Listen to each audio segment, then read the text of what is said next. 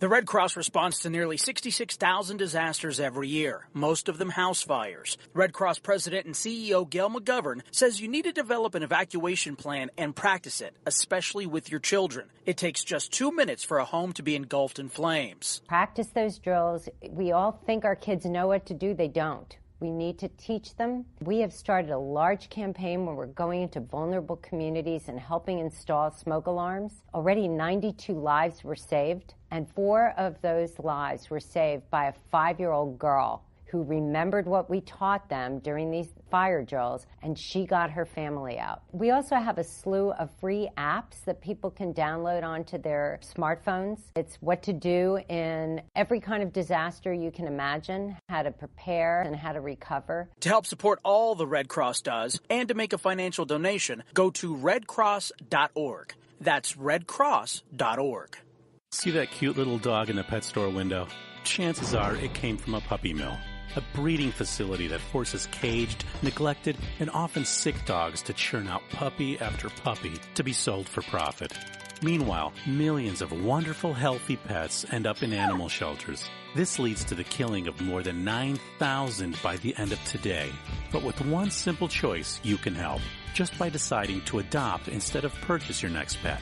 Animal shelters are full of amazing pets looking for a home. When you adopt your new best friend, not only are you saving a life, you're taking a stand against puppy mills. When your friends see the smart choice and impact you've made, they adopt their next pet and share with 5 of their friends, who share with 5 more. Before long, thousands get involved. Pet stores stop selling dogs from puppy mills, and even more lives are saved. And with your help, we can save them all. Visit bestfriends.org/puppymills to learn more. It's Thursday night, and you're grabbing drinks with some friends. Started off with a pitcher for the table, which quickly becomes 2. There's pool. And there's the photo booth. All right, everybody squeeze in. Say cheese! Followed naturally by an order of wings. And another. Can we get some extra ranch sauce? Then there's the ceremonial nightcap. So what are we doing this weekend? And lastly, it's back to the car, which, if you're buzzed,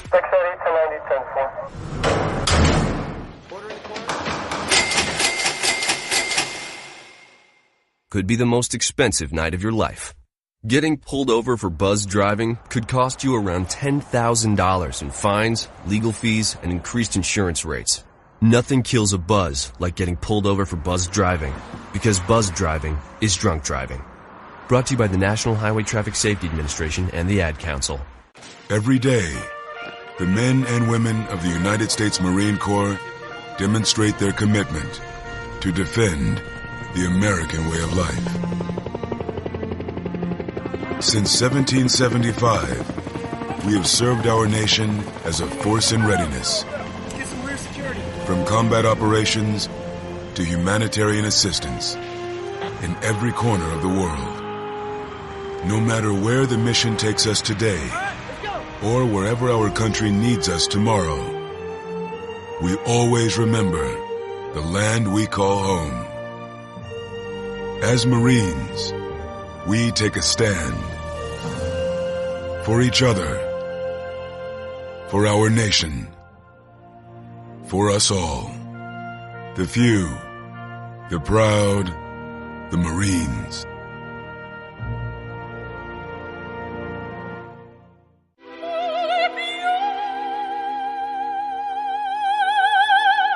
The human voice. It can be sweet as music, powerful as thunder, and so, my fellow Americans, cheerful as laughter. But for millions of people, it can also be a sign of COPD. This serious lung disease can make it so hard to breathe, you often can't catch a breath or finish a sentence, let alone carry a tune. And many who have COPD don't even know it. That's where your voice comes in. If you think you or a loved one have symptoms, talk with a healthcare provider. Early diagnosis can mean better treatments and quality of life.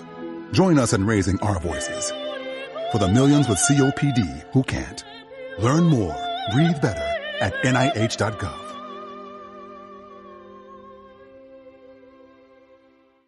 As a mother, you don't want to have to worry about this bill is coming, but then she needs this chemo. That's a decision you shouldn't have to make. It's a huge burden lifted financially, and so it allows you to give singular focus to your child. I've never known a hospital that takes care of their patients so thoroughly. That was the first thing I was like, how are we going to do this? When they told us that we didn't have to pay a single bill, I was like, wow, they pretty much have saved us. It's like the world has been lifted off of your shoulders, and now your focus is supporting this child. There is not another hospital like St. Jude. The patient care is unmatchable. It saved my life. It saved my daughter's life. It saved our family. St. Jude Children's Research Hospital. Finding cures, saving children. Learn more at stjude.org. The following program is closed captioned for the thinking impaired. Zinc Media. Feel the power of knowledge.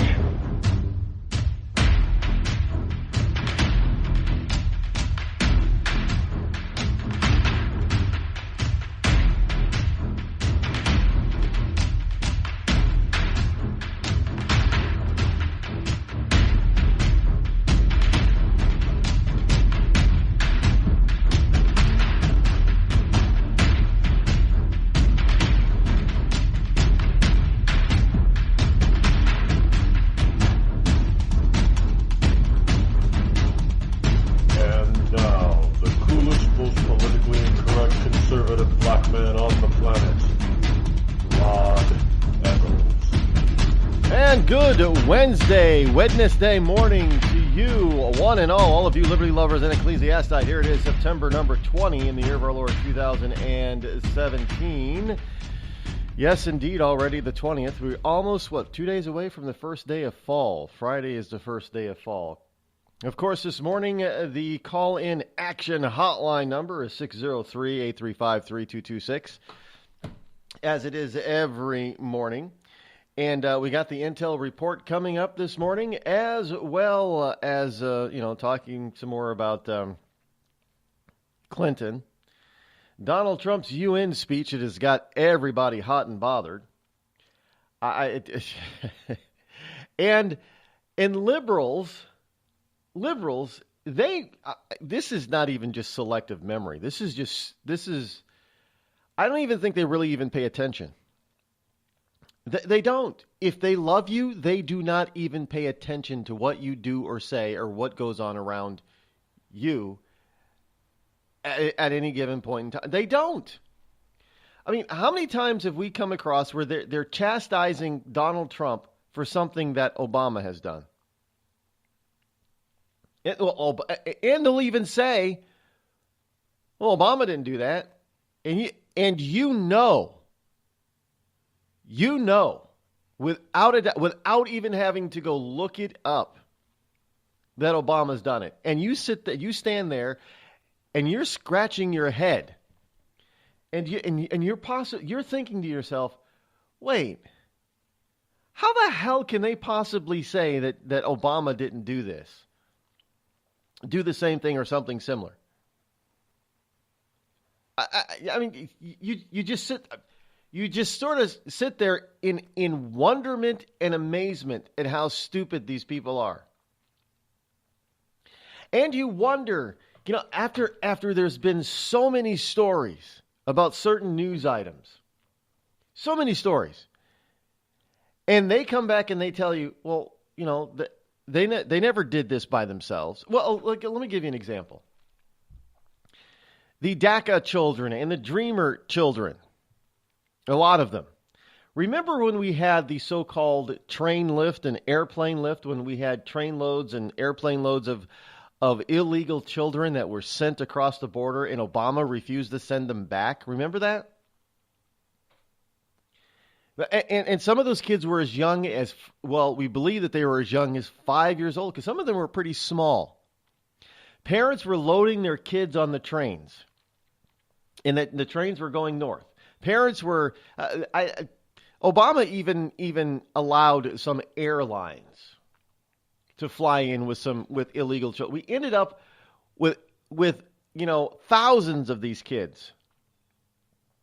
It was all over the news. Remember when they were in detention centers? And even some ultra-liberals were saying, oh, this is horrible that we're putting the kids in detention centers. And Obama sped up the process of disseminating them around the country, placing them in foster homes around the country. Everybody remembers that, right? Well, evidently, liberals don't remember that. Because they chastise people who say, well, we got to send them back. They're illegal. And they come across and they tell you that, well, no, we don't, because they had to come here with their parents, so you're splitting up families. No, they came here by themselves. Some of them, their parents followed them because that was their plan. Their parents came later after the kid was here and settled. But many of them, their parents never showed up. Their parents couldn't come or didn't come, or we didn't allow them to come, or what have you. They were placed in foster care. Some might have been adopted, but most were placed in foster care. So they were costing the taxpayer buku dollars. Yet they were still illegal. Thus, we got this whole DACA thing. And this was on the news nightly. This was talked about on their favorite channels like MS Mess and the Clinton News Network. And today, these same people who watched all that, who read the New York Times and LA Times and Chicago Tribune, and told all these stories about all these wonderful children, today these same people say, well, they couldn't come here by themselves. Hello? These same people say, well, how are they getting welfare benefits? How are they getting free government benefits? They're not. None of the illegals are getting. I'm getting this, folks. I am telling you, this is amazing. This is selective memory at its best. Most illegals are not getting any kind of government benefit. Oh, really? Well, I guess if you redefine what government benefit is, then maybe they're not. Oh, they're getting free health care. Every time they go into a hospital, they get health care. Their children get free education at public schools. That's a benefit because taxpayers pay for that. Everybody pays for public schools. Not only property taxpayers pay. No, everybody. Even I don't know how many times I have to remind people of this or prove this to them. If you have a home, if you live somewhere, if you're not homeless, you are paying for public schools. Well, I don't own the property. You stupid idiot. Are you paying rent? Well, yes. Do you think the landlord is not including that cost, the cost of property taxes in your rent? Well, I'm not paying the full property tax. Well, no, but you're paying for your share of it. So you're paying property tax, even if you rent. It's like, well, who pays the sales tax? You do.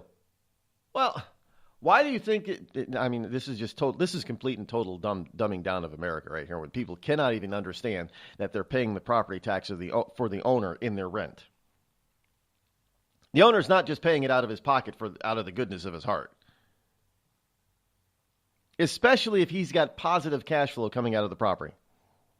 Positive cash flow means that after all his bills are paid, including the property tax, he's able to put a few bucks in his pocket and keep it, and then have to report it to the IRS as income. So everybody who has a house, who lives somewhere, house or apartment, doesn't matter, pays property taxes. So it is a benefit.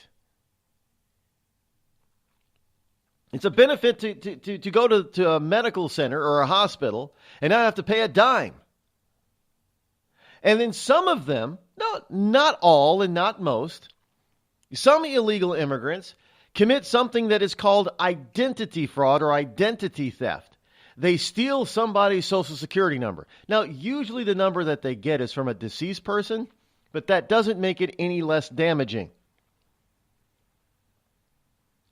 I mean, the news, well, local news stories are replete with dead people voting and dead people being sought by the IRS for not filing income taxes and so on and so forth. And heirs, often who've had a deceased relative's Social Security number stolen, have to go into court or have to take time out of their day to deal with the government because the government says, well, wait a minute, this person isn't dead. They're still working. No, they're dead. We've already gone through all the probate process and everything else. They're dead. No, they're not dead because they're still working.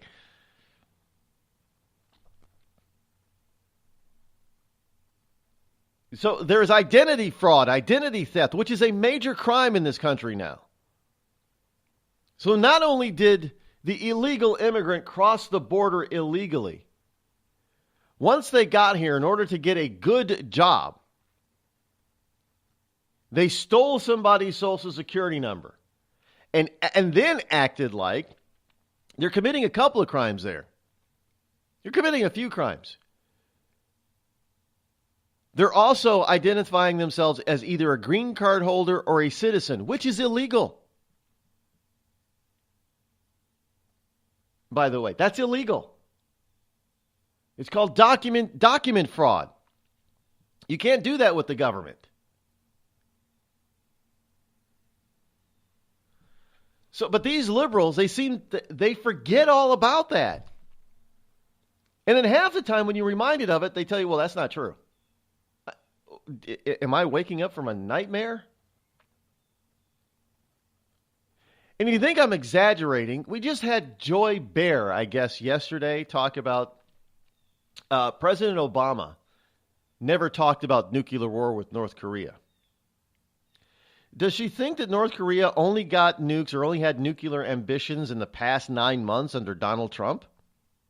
Evidently she does. I mean, these people, there is a new mental disorder out there, folks. I am convinced this is also liberalism in and of itself is a mental disorder. I believe Michael Savage. It is a mental disorder. But I fully believe that there is a new mental disorder out there that ties in with liberalism. And that is called Trump derangement syndrome. I mean, these people are so deranged now. I cannot believe that a national talk show host, whether she be conservative, liberal, middle of the road, doesn't matter. I don't care what her politics are. I cannot believe that in a short 9 months, this woman can get on national morning TV to all her viewers and say, oh yeah, well, Obama never talked about nuclear war with North Korea. I cannot believe that she would insinuate that North Korea really wasn't serious about getting nukes until Donald Trump became president. That's not even just stupid. I know you can't fix stupid, but that's not stupid. That is just deranged. Now, maybe that is not the clinical definition of derangement, but in my book, that's just deranged. We now have the mental disorder of liberalism along with Trump derangement syndrome. I don't know where else to go with these people because you can't really. She actually said it. You know, we never heard about nuclear war with North Korea when Obama was president. Really? I mean, you know, the problem with Joy Behar actually is it's a really sad thing. You know, it's a good thing. I kind of have a soft spot for redheads. I think most redheads are pretty. She's not, but they are. But she gives redheads a bad name.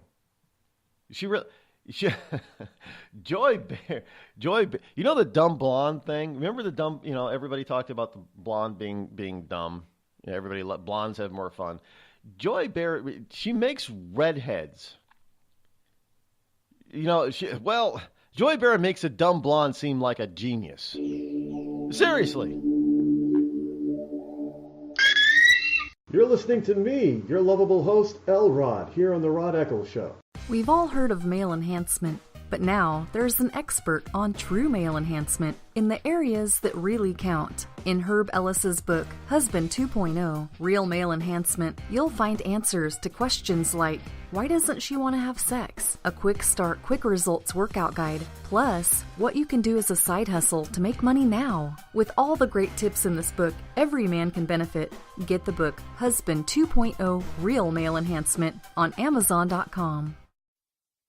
Tired of paying outrageous prices for Viagra? Well, we have great news for you. Now you can finally get Viagra at huge discounts. Healthy Man allows you to save up to $500 on Viagra. Why pay U.S. pharmacy prices of $15 per pill or more when you can get Viagra for less than $3 a pill? Call today and get 40 Viagra pills for only $99. This can cost as much as $600 at your local pharmacy. You can't afford not to call us. If you want Viagra at the lowest prices, never pay $15 a pill pharmacy prices again. Get Viagra for less than $3 a pill. Call 800-595-2614 today and save up to $500 and get 40 pills for just $99. Healthy Man is fast, easy, and affordable. Operators are waiting at 595-2614 to take your call now. Call 800-595-2614. That's 800-595-2614. Again, 800-595-2614.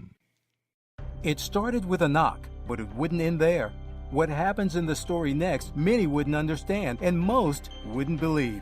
5 + 2 = Perfection by Samuel Rosette Jr. is a must-read. The scriptures within are reminders of the ancient past, and yet intriguingly infuses with texts which stand on the edge of the stage of relevancy.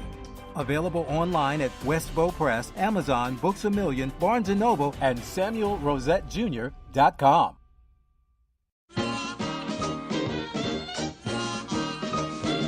Around the town when folks are snacking, Bell's the brand you'll find them packing. the great taste tells. If it's Bell, it's swell. At parties, dinner, or when you're lunching, Bell's the brand that gets you crunching. the great taste tells. If it's Bell, it's swell. The potato chip that's made today is fresh today to be crisp today. So dip away, eat them any old way, and let the chips fall where they may. In the bag or box, in the pack, Bell's the one that keeps you coming back. 'cause great taste tells. If it's Bell, it's swell. Bell, swell.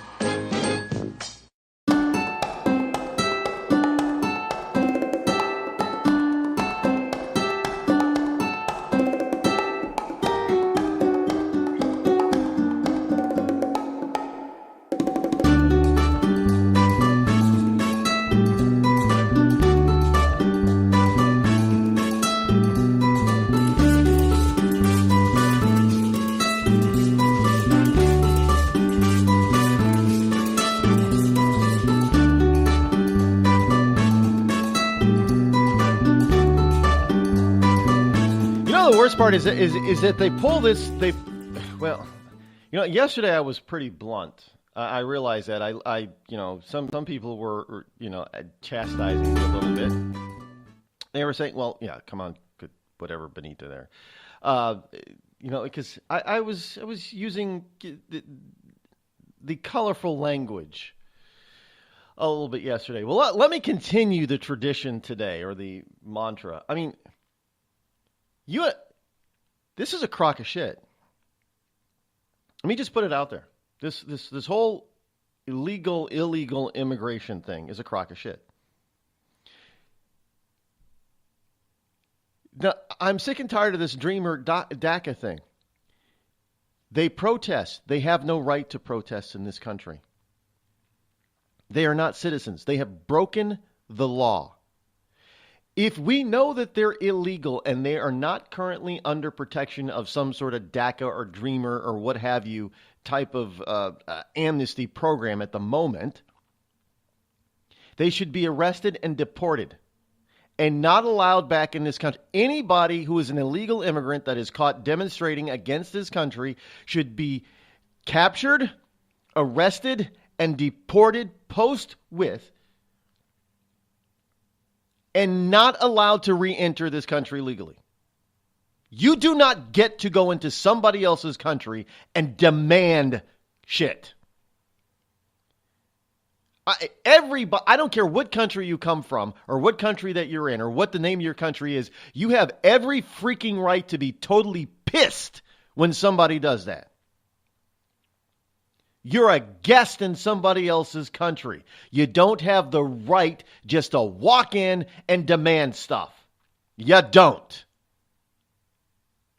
And if you are here legally, you are still a guest until you are a citizen. You don't have the right to protest and demand shit. Sorry, you don't. I don't care what country you're going to. Do you honestly think that most nations around the world allow this kind of BS? No. The only ones that do have massive problems with their so-called refugees and immigration system. And they probably have massive amounts of terrorism going on at the same damn time. This is insanity. Well, Rod, you're inhumane. You don't care about the kids. You know what? I care about American kids. I care about them more. And I keep getting and reading story after story and seeing news clip after news clip and news story after news story about how we're failing our own kids. How the hell can we take care of illegals when we can't even properly take care of our own? I mean, hello? You've got a bunch of people running around talking about, well, we need free college because we can't afford to go to college. Well, these are citizens. And yet somehow, illegals are getting all the college benefits. What about our own kids? How about we take care of them first? I say we do.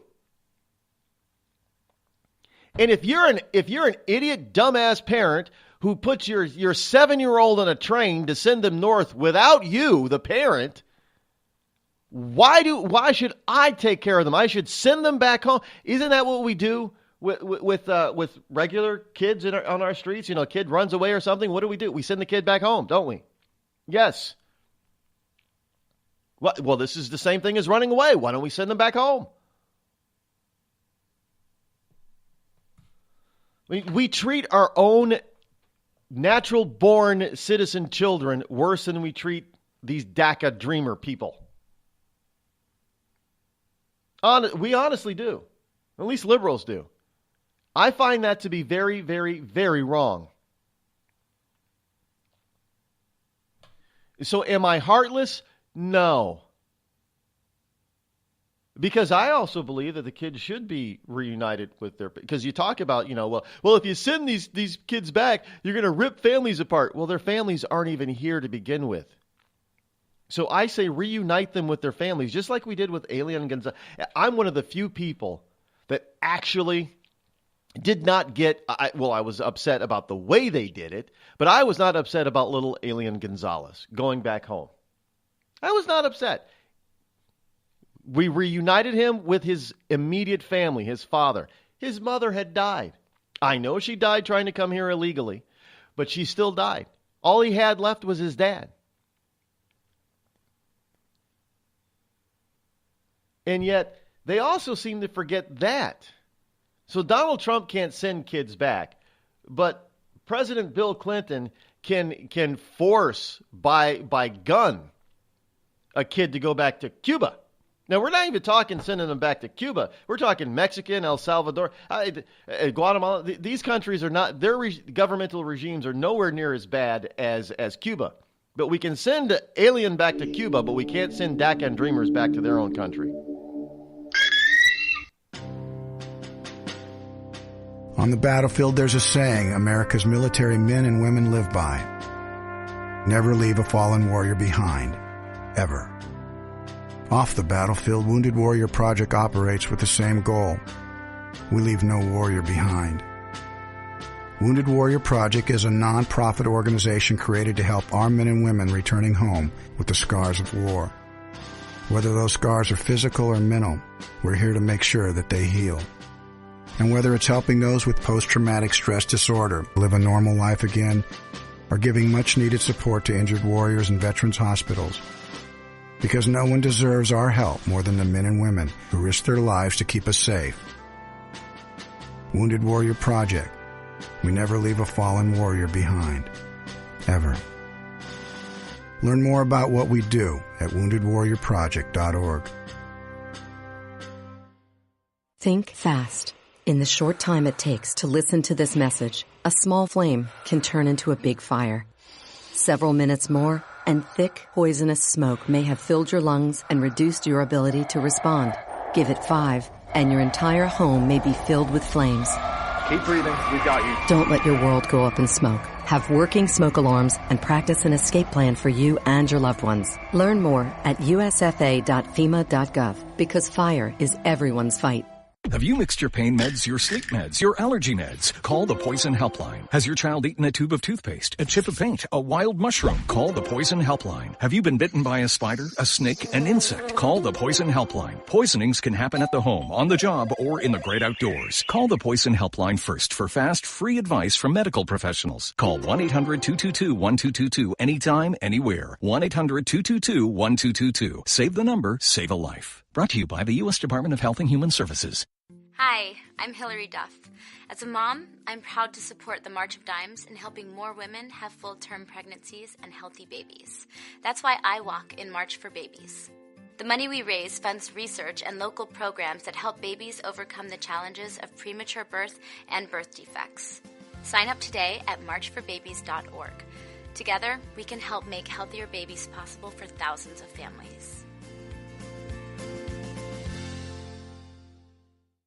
It's pretty amazing when you consider that 7 years ago, we didn't have the treatments we have now. We cure 80% of children with cancer. Go back 50 years, we were curing 20 to 30%. This is the miracle story of modern medicine. We understand what makes this cancer tick. And of course, without donors from around the world, this just couldn't happen. There's one thing we're focused on, and that's beating this thing. St. Jude Children's Research Hospital. Finding cures, saving children. Learn more at stjude.org. It's Thursday night, and you're grabbing drinks with some friends. Started off with a pitcher for the table, which quickly becomes 2. There's pool. And there's the photo booth. All right, everybody squeeze in. Say cheese! Followed naturally by an order of wings. And another. Can we get some extra ranch sauce? Then there's the ceremonial nightcap. So what are we doing this weekend? And lastly, it's back to the car, which, if you're buzzed,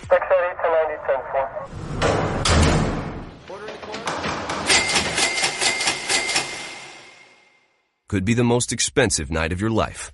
Getting pulled over for buzz driving could cost you around $10,000 in fines, legal fees, and increased insurance rates. Nothing kills a buzz like getting pulled over for buzz driving, because buzz driving is drunk driving. Brought to you by the National Highway Traffic Safety Administration and the Ad Council. America's wounded warriors are coming home. After serving on foreign shores, these brave men and women are returning to their families and communities. Many have wounds you can see, and many have wounds you can't see, like post-traumatic stress disorder. Now that these warriors are back home, they are ready to enter the civilian workforce.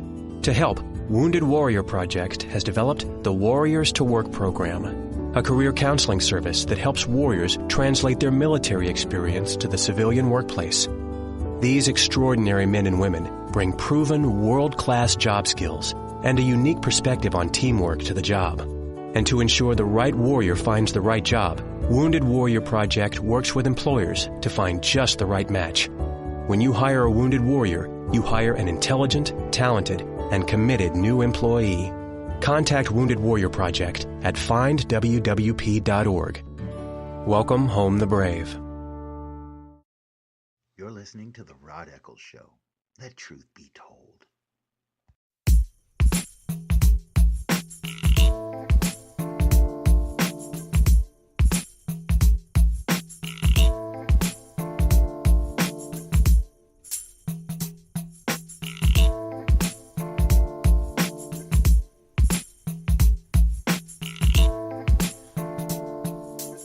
Six 603-835-3226.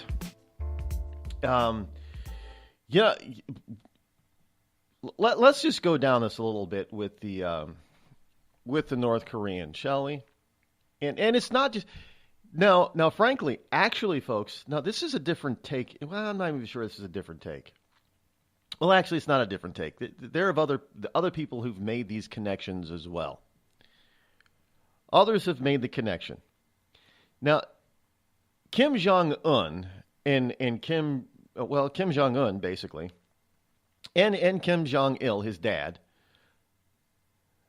they're not created in a vacuum. Their thought process is really not all that crazy. We may call them mad tyrants, but it's really not all that crazy. Especially nothing happens in a vacuum on this planet, especially when it comes to differing opinions on government and warring whether the bullets are actually flying or not. We're warring with North Korea. Well, actually, technically, we're still at war with them. There was never a peace treaty signed. It was just a truce. So we're still at war. Technically speaking, there's still a Korean War on. But let's put that aside for a second. We warred with the Soviet Union. Even though there were no bullets flying directly between the U.S. and the Soviet Union at the time, we're still at what they called it the Cold War. Well, nations do this all the time. But nothing happens in a vacuum. How do you think... See, this is historical lessons that liberals either forget or don't even bother learning. Let's go back, shall we? Let me give you a brief history here to remind folks, even us conservatives, of exactly how we got where we are today. We didn't get here by accident. There were specific reasons for us coming to where we are today as far as the world is concerned. Now, back during World War I, when Prince Ferdinand was assassinated, that led to bullets flying and bombs falling for the Great War, World War I. Now, at the same time, by the time that war ended, 1917, Tsar Nicholas was in big heap trouble. There was a communist revolution that took place because of something that Karl Marx erroneously wrote in one of his books about the fairness and creating this thing called communism.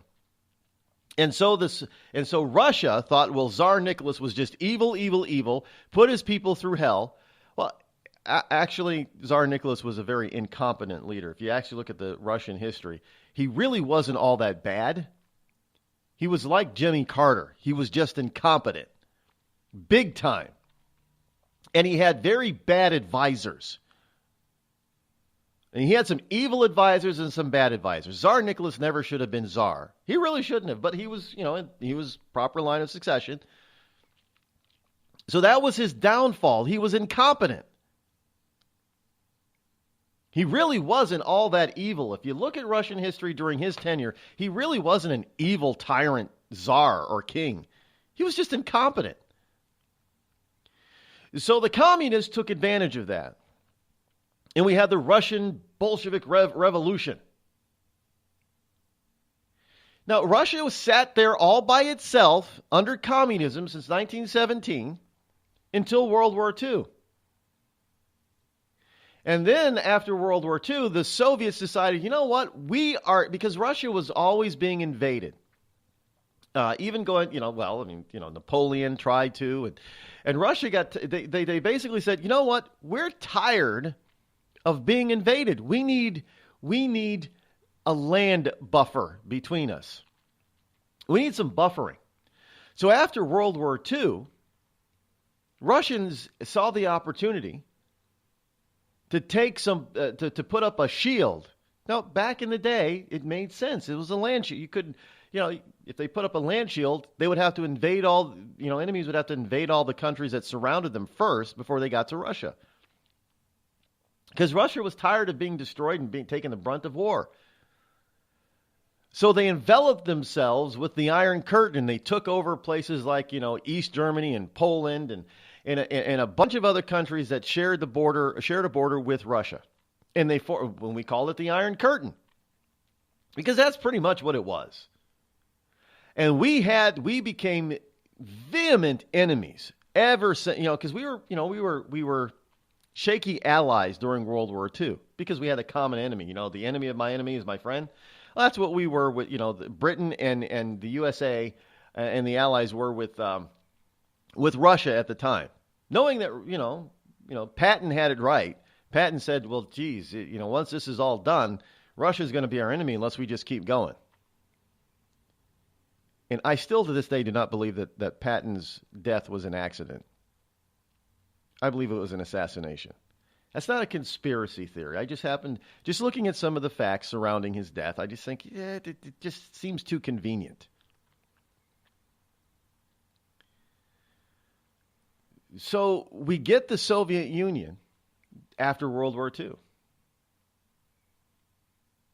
And the U.S. and the Soviets, mostly Russia, we had something called the Cold War. We battled back and forth, for military and political superiority for the next, 40, 50 years? And the Soviet Union, because it was inevitable that they were going to lose simply because of the way their government and their political and economic system was established. It couldn't survive. We just had to make sure that we didn't implode ourselves first, because our economic and political system could survive in perpetuity if we allowed it to. In other words, the only people who could have destroyed the United States was the United States, which we seem to be doing very well today. So once the Soviet Union fell, all these other little tyrants around the globe, they started to feel their oats, because let's face it, the United States didn't particularly like little tyrants, and neither did the Soviet Union. So they couldn't align themselves, these little tyrants couldn't align themselves with us, they couldn't align themselves with the Soviet Union, unless they played ball for one side or the other. The United States would put up with a little tyrant if they played ball on our side. The Soviet Union put up with little tyrants like Castro in Cuba as long as they played ball for the Soviet side. So when the Soviet Union fell, the only place tyrants could go to play ball would be the USA. Now, if they hated the USA, especially if they were on the Soviet side to begin with, they were very reluctant to come to our side.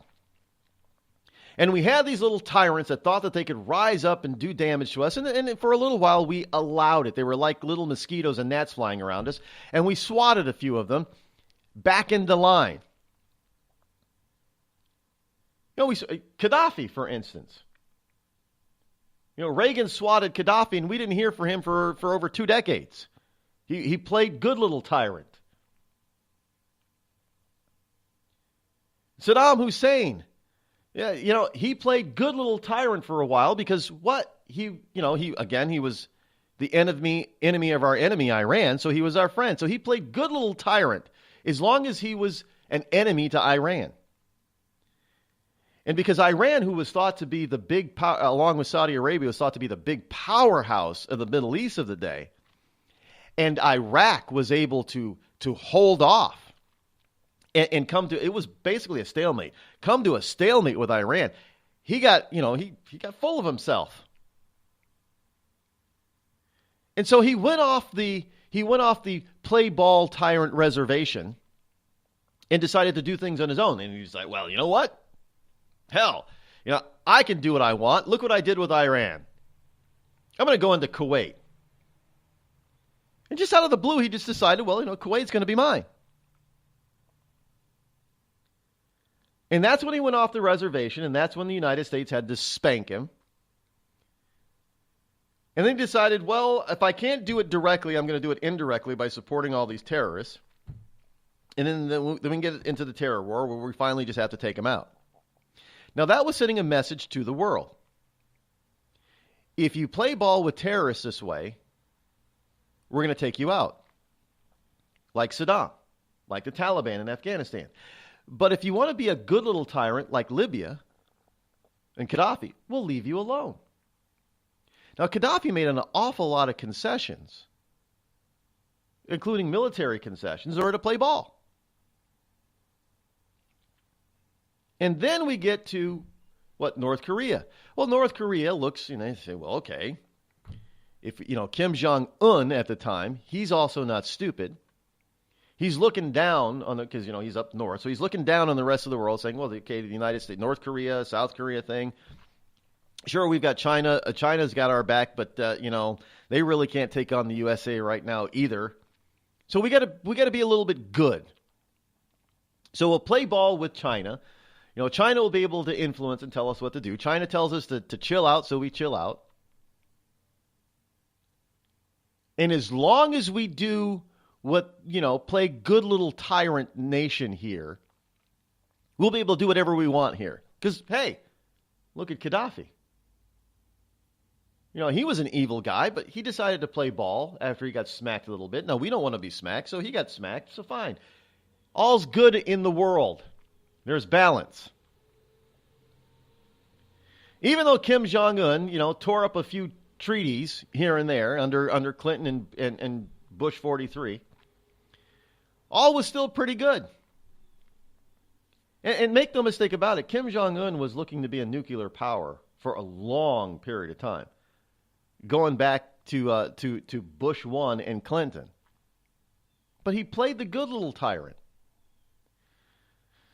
And he kept tearing up treaties, well, we're going to do this. And then he says, well, we're not going to do this. We're going to allow inspectors, and the inspectors come in, and he kicks out the inspectors and closes his borders. I mean, he was not stupid. But hey, when you're dealing with tyrants like this, this is what you got to expect. But they always thought, you know what? As long as we don't push the envelope too far, as long as we don't press too hard, we're going to be okay. And then the Obama administration under Clinton changed all of that by taking out Gaddafi. Not only did they take out Gaddafi, they humiliated the man, who was then executed. He wasn't put on trial. He was just pretty much like Saddam. But Saddam was a bad guy anyway. So the entire world said, Saddam was a bad guy. Gaddafi was playing ball with the U.S. Gaddafi was playing nice little dictator. Gaddafi was pretty much, every once in a while he'd support a terrorist, the Pan Am bombing type of thing. But then we'd go in and we'd smack him a little bit and he'd fall into line. And then all of a sudden, Obama comes along and upends everything around the globe. And he takes out a little tyrant dictator who for pretty much was playing ball with us. Takes him out. Humiliates him. All the other little tyrants around the world see this and say, oh, well, hell, if we can't play ball, if they're still going to do this to us, then we're not going to play ball anymore. And then that's when Kim Jong-un, and then he died, and Kim Jong-il decide, well, screw that.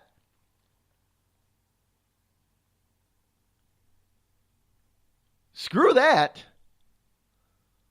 But now Trump is so Obama pretty much gave rise to North Koreans having a fit. Now, don't get me wrong. Sure, there were, Iran was always a thorn in our side. Ever since, they overthrew the Shah back in 79. Was it 78? 79.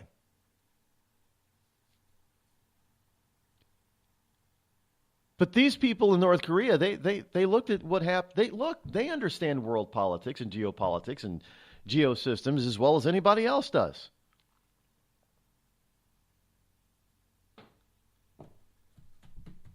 They looked at what we did to the Middle East and what we did to Libya, and they said, oh, hell no, you're not doing that to us. And they knew that we could possibly do it to them because they didn't play ball nearly as well as Libya did. Now, if Libya played ball very well with us for the most part, and he still got humiliated and murdered, what do you think they're thinking up there in North Korea? They're thinking, oh, hell no. Is that Trump's fault? Because all that came before him. The big problem with Kim Jong-un and Kim Jong-il came during the Obama administration. The big push for North Korea to become a nuclear nation came under the Obama administration. And Joy Bear wants to tell us that there was no threat, no talk of nuclear war with North Korea before Donald Trump? Bitch, please.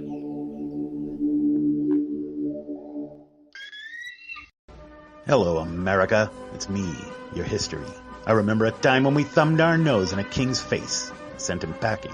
And when fascists and emperors talked a little bit too loud, we showed up, tore their cities to the ground, and then rebuilt them just to prove we could.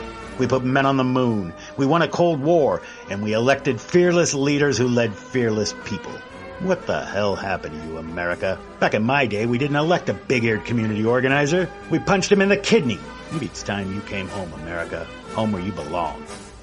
We've all heard of male enhancement, but now there's an expert on true male enhancement in the areas that really count. In Herb Ellis's book, Husband 2.0, Real Male Enhancement, you'll find answers to questions like, why doesn't she want to have sex? A quick start, quick results workout guide, plus what you can do as a side hustle to make money now. With all the great tips in this book, every man can benefit.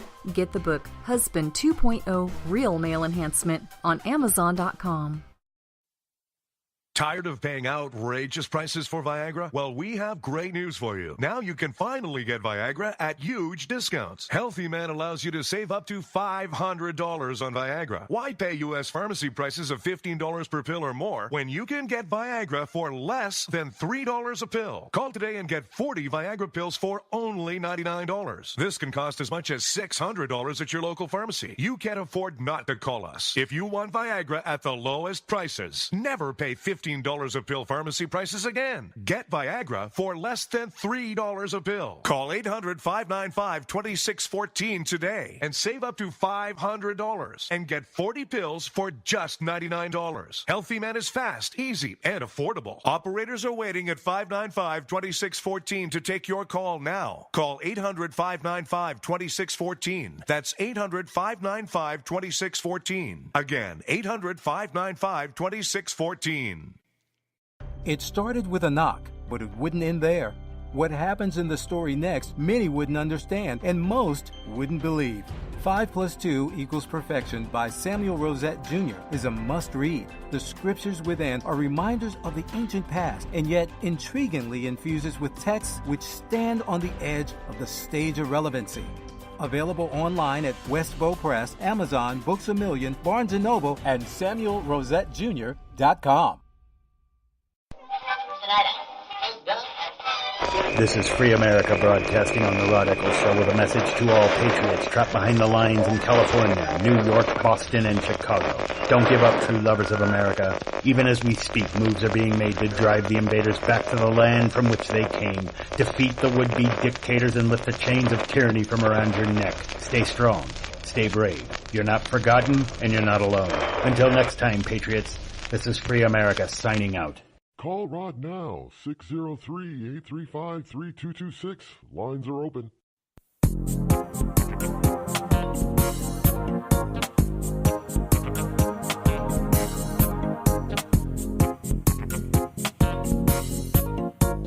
You know, I know that's a very brief and very simplistic view of the last century or so of geopolitics. But sometimes the reality is it gets really, really complicated, obviously. And I just took a very simplistic view just to bring you up to speed so people understand that all of this stuff didn't happen in a vacuum. Like Joy Bear just wants to make it seem like, oh, it's just, all of a sudden we're talking about nuclear war with North Korea. I mean, it's never happened. This is, it was in a bubble all this time. No. There were reasons we got to this point. There are basic reasons that led us up to this point. And unlike the average liberal, world leaders pay attention to world history. They do. They pay attention to, you think that, well, maybe their citizens are backwards. Their citizens don't have access to outside information, but the leaders of those particular countries, they do. They know exactly what's going on around the world, just like our leaders do. Or I shouldn't call them leaders, elected officials. They all know. They're not all blind. Now, some of them may be stupid. Some of the world leaders may be stupid, but they're not blind. It's insane to think that this is all happening in a vacuum. It doesn't have there are actions, and of course there are equal and opposite reactions to those actions. And I'm not saying that the United States hasn't made mistakes as far as foreign policy is concerned. We have. We've pushed people or countries in certain directions that probably shouldn't have gone in the direction that they went. We've made mistakes. Our government's made up of human beings too. So they're going to make mistakes. But when you're dealing with other world leaders, as it were, some of them who don't like the idea of their own people being able to do whatever they want, live their life in freedom. Oh, they're going to do all kinds of evil and nasty things that we're going to disagree with. But we also understand that sometimes, in order to be in certain strategic parts of the world, for whatever the reason, maybe the reason is that where they're located, they're strategic. Maybe because they have energy that we needed at one point, like oil. Could be energy strategic. It's the Middle East. So those are the two main. Oh, and there's also political strategic too. I mean, let's face it. Frankly, South Korea is politically strategic. They don't have anything that we could utilize. We really don't have any bases other than near the demilitarized zone. We don't have any major bases in South Korea. Our bases are in Japan. South Korea is a politically strategic country. It's a big politically strategic, which is why we're there and protecting them the way we do. It's a huge strategic country, politically speaking. And so, I mean, you gotta. Well, Japan is geography based strategic, just like the Philippines. But the Philippines have become less because of the advances in military technology. They've become less geostrategic, which is why there isn't a huge influence in the Philippines for the U.S. anymore. I mean, Philippines goes off and says, well, we're going to align ourselves with Russia. And what does Obama do? I mean, even Trump isn't really trying to fully patch relations with the Philippines because they no longer serve a geostrategic purpose for us. Not really. Because military tactics and techniques and stuff and technology has changed to the point where it's not necessary. You can say that's just mean if you want, but that's the reality, folks. You got to understand the reality. I'm afraid liberals just don't understand reality.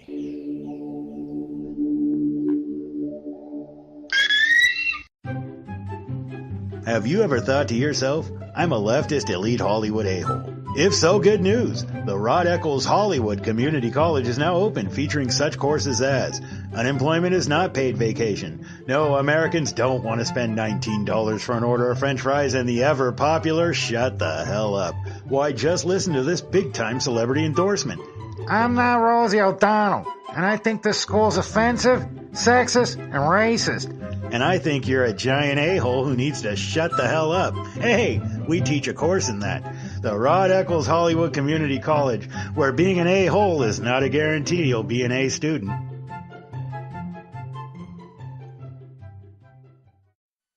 I considered suicide so I wouldn't put my family through all the pain. Many of our warriors are returning home from the battlefield, only to face a new war as they struggle with devastating injuries. At Wounded Warrior Project, we understand. We're there to help. Even though you think you're broken, you're not. It's the physical and the emotional healing that Wounded Warrior Project provides.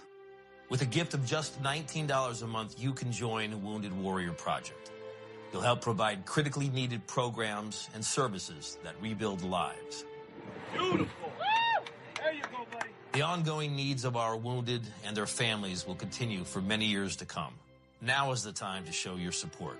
Call now or go online with your gift of just $19 a month, and we'll send you this Wounded Warrior Project blanket. It made me feel that there's people out there that care about us. After this event, we can finally maybe start to heal as a family and move forward. We need your help. The families are hurting. For many of our wounded heroes, the greatest casualty is being forgotten. That's why your gift of just $19 a month is so important. Please, call or go online right now. Think fast. In the short time it takes to listen to this message, a small flame can turn into a big fire. Several minutes more, and thick, poisonous smoke may have filled your lungs and reduced your ability to respond. Give it 5, and your entire home may be filled with flames.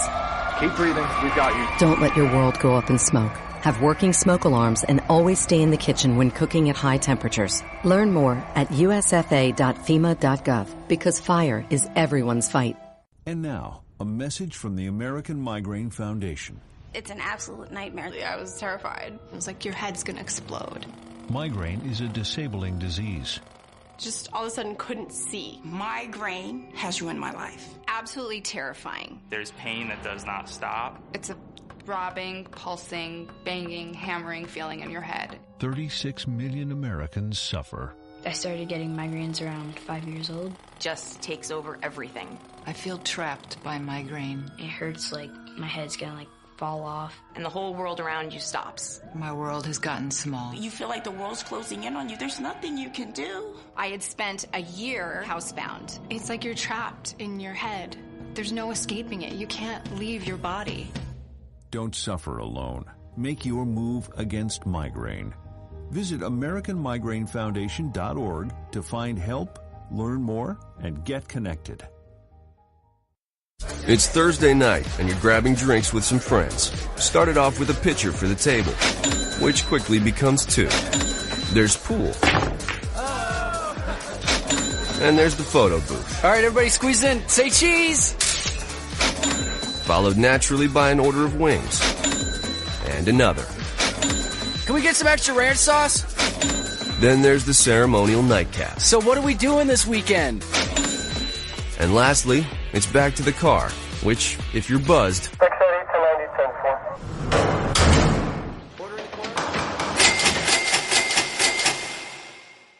could be the most expensive night of your life. Getting pulled over for buzz driving could cost you around $10,000 in fines, legal fees, and increased insurance rates. Nothing kills a buzz like getting pulled over for buzz driving, because buzz driving is drunk driving. Brought to you by the National Highway Traffic Safety Administration and the Ad Council.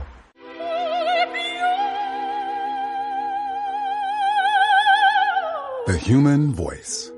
It can be sweet as music, powerful as thunder, And so, my fellow Americans, cheerful as laughter. But for millions of people, it can also be a sign of COPD. This serious lung disease can make it so hard to breathe, you often can't catch a breath or finish a sentence, let alone carry a tune. And many who have COPD don't even know it. That's where your voice comes in. If you think you or a loved one have symptoms, talk with a healthcare provider. early diagnosis can mean better treatments and quality of life. Join us in raising our voices for the millions with COPD who can't. Learn more, breathe better at NIH.gov.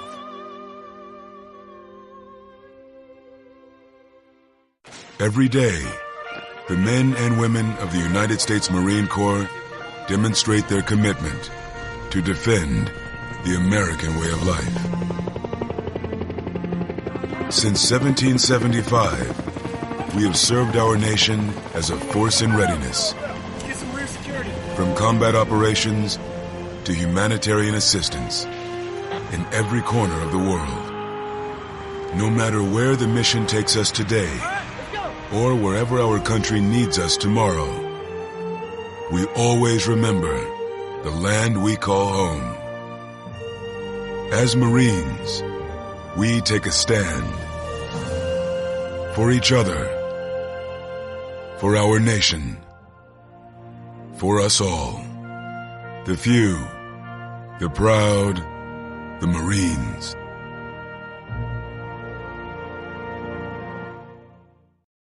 Zinc Media. Feel the power of knowledge.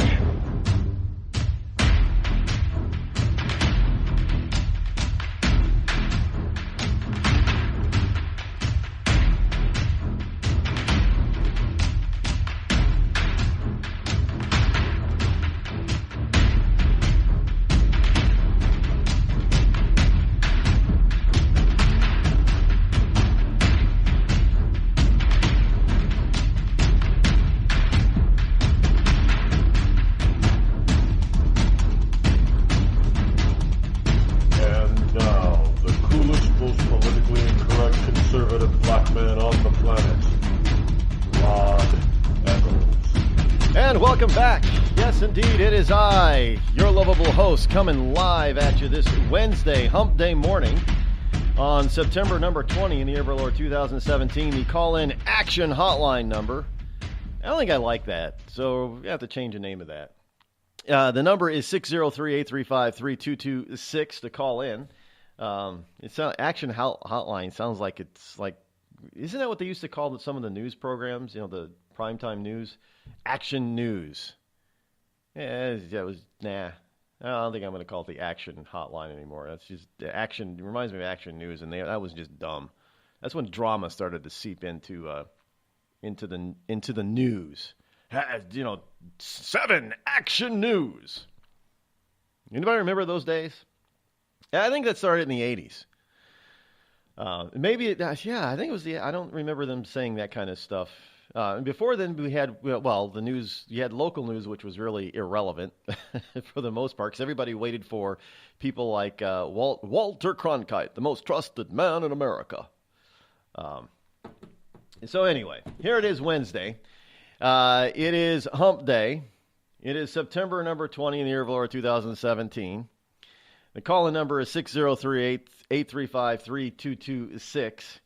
And it also means that it is, you guessed it, it is the Intel Report Day, and it is time for the Intel Report. But just before we bring on Agent 007, or 0010, not 007, Ian Fleming would be mad at me if I did that.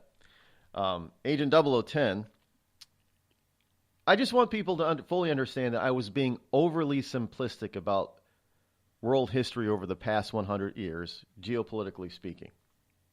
And that there are all kinds of nuances, and it goes a hell of a lot deeper than I went into, and obviously it's a hell of a, it would be, who is the big PBS document, Ken Burns. I would have to do, in order to explain all of this, to explain this to Lucy more thoroughly, I'd have to do a Ken Burns style documentary on the radio, and that would take more than 3 hours, by far, because the nuances of geopolitical history is just fascinating, and it is deep, and it is thick. I mean, what I just attempted to do was way oversimplify it just to give people a basis, but understand, I know I don't know everything, but I know a lot of the history, and more than just the surface stuff that people, learn in history class in elementary and high school and in college. Well, they don't learn jack shit for history nowadays, but back in my day, we still learned history. There's a lot more there. A lot more. And it really, there were actions and reactions that caused other reactions and other actions. And so I oversimplified it, but that is the basic oversimplification over the last 100 years. And it's hard to believe, but yeah, since 1917, this is 2017. It's been 100 years, a whole century of this crap. Believe it or not. This is why I say that there is evil in the world. There is just pure evil in the world. We've been at this for a century. Now understand, all this kind of crap was going on well before 1917, but we've been at this on a modern scale since 1917. And you want to blame Trump for the last 9 months? Hey, that is the epitome of Trump derangement syndrome. You have to ignore at least a century of history in order to get to that point. Joy. I mean, seriously. Anyway, I could keep going on and on, but we got to get in the intel report this morning. So we have Agent 0010. He's on time and he's fresh and wide-eyed and bushy-tailed. Good morning, Agent. How are you? Wide-eyed and bushy-tailed? Yeah, sick shit. Isn't that what they used to say back in the day? I think isn't that a 50s expression? Bright-eyed. Oh God, yeah. Yeah, thank God the 50s are gone. No, I'm not wide-eyed, bushy-tailed. No, well, come on, the 50s were a great time. It was very other than the whole nuclear Holocaust thing hanging over the entire world's head. The 50s were a great time. Yeah, that's it. Just a nuclear Holocaust. Yeah, no big deal. Yeah, but yeah, here's a good name for your line. You can call it the Blow It Up line. Just call it in, blow it up. Blow it up. That's a good one. So yeah, today I've got all I have are a couple of updates, and oh my God, one of these is just simply hysterical.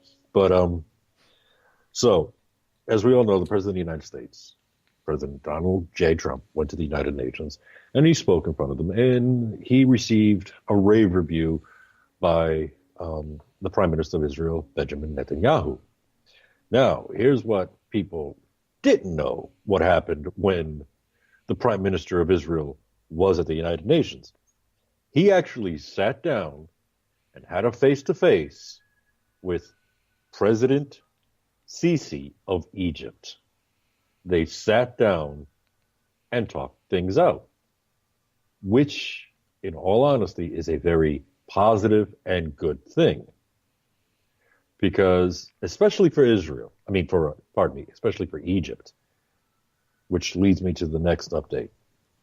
Now, they sat down and they talked about certain things, including the PLO, about Palestinian occupied territories.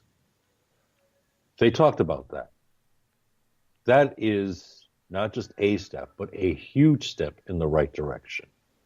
It was warm. It was friendly. They listened to each other. They were trying to be in the same place as the other person is. They tried to wear, basically step in the other person's shoes and look at each other's point of view. And like I said, that is a monumental, major step. What kills me is that I had to find this out through certain channels that I have, and then turned around and verified it by the international media.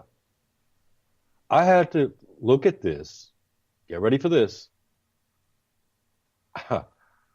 I got this from the United Arab Emirates edition of The National. Even the UAE is looking at things in a positive way. The Arabs. It's the United Arab Emirates.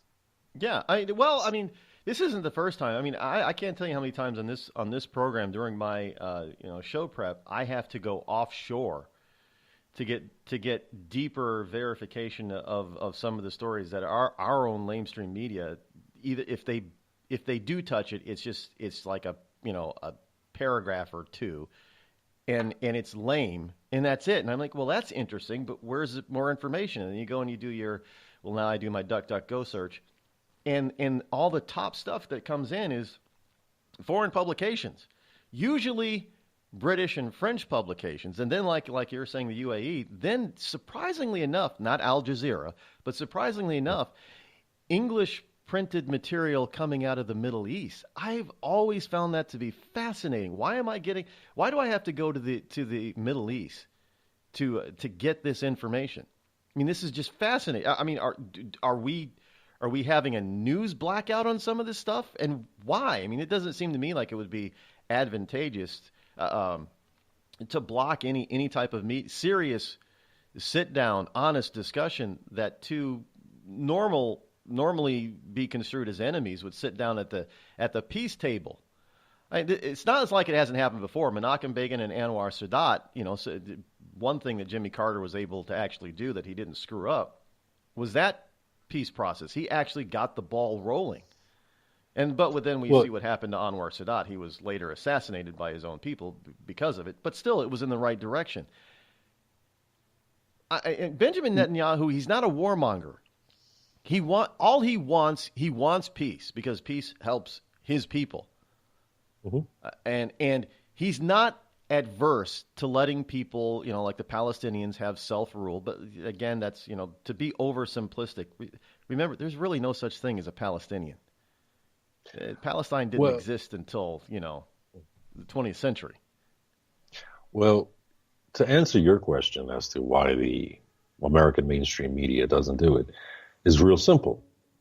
Overseas, they take a look, and to them, it's like, we don't give a damn who's responsible.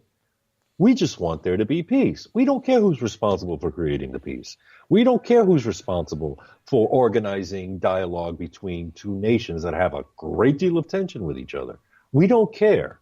The only thing we care about is that it actually happens. As opposed to the American media, they say, well, it seems to me, as an outsider looking in, it seems to me the mainstream American media is turning around and simply saying, oh, well, you know what? This is happening during the Trump administration, and the Trump administration did send people to the UAE to settle this situation, but they also sent people to Israel to talk with, other countries to settle this situation in the occupied territories. So this is going to give Trump the credit, so we can't report on that.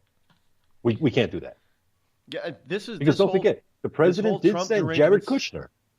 Don't even get me started on that poor kid. Well, he's not a kid; he's 38 years old. But don't even get me. He looks like he's 12. But don't even get me started on that poor kid, that poor guy. I mean, here's a guy who's Jewish. He doesn't make, but his wife converts to Judaism, but yet Trump is anti-Jewish. He's anti-Semitic. Go figure. And it is. I'm sorry, Rod. The funniest part is Trump is anti-Semitic, but yet the leader of the biggest Jewish state on the planet is best friends with him. Yeah. I'm. It is absolutely. It's not frustrating now that they keep doing this, and that I have to keep going offshore in order to put together an American show. I mean, Made in America? I can't on a lot of this stuff, because we're not manufacturing anything. We're not manufacturing truth here, and it's just getting tiring. It's no longer frustrating. It's just I sit here and I sigh all the time. This is insanity. In other words, we have the left in this country who is so bent on being anti-Trump that they are willing to put world peace at risk. Am I wrong in that? No. And by the way, I hate Jared Kushner because he's married to one of the most beautiful women on the planet, and I'm not. That was a joke, by the way. It must be his boyish charm and boyish good looks that I swear to God, the guy looks like he's 20 years old. And he doesn't wear makeup. Good for him. He's got good genes. Either that or he has good cosmetics that he puts on it. He must use some of those. What do they call them? Oil of Olay. Mensuticals now, I guess. I don't know. I don't even want to know what that is, but anyway. No, he uses oil of Olay. But anyway. Yeah. Now, the other story I have is things are getting a little hairier when it comes to Qatar or Qatar, depending on how you want to pronounce it this week. But Qatar seized 3 Bahrainian Coast Guard boats with the crews. Whoa, and you didn't hear about that. Yeah, go figure. Go figure. They seized 3 Bahrainian Coast Guard vessels and the entire crew. Here's the problem. Bahrain, not only taking the boats, but Bahrain also happens to be one of the countries that's in the coalition against Qatar. And Bahrain accuses Qatar of illegally seizing the 3 boats. And the commander of the Bahrainian Coast Guard said, rubbish, we were in international waters. We were patrolling near our own border. And the Qatarian government just said, thank you. Well, that sounds familiar. They're taking a lesson from when we let Iran get away with seizing one of our boats. Didn't I also say that Iran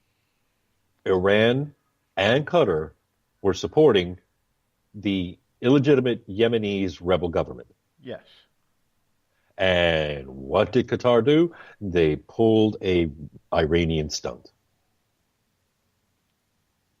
So because therefore, they honestly probably believe that just like under Obama when our boat was seized, our naval vessel was seized, there isn't going to be any ramifications for it. Well, I'm trying to figure out the timeline on this, but it seems that Qatar, from what I can see so far right now, the timeline points out that Qatar committed this illegal act of seizing the 3 boats and the crews first.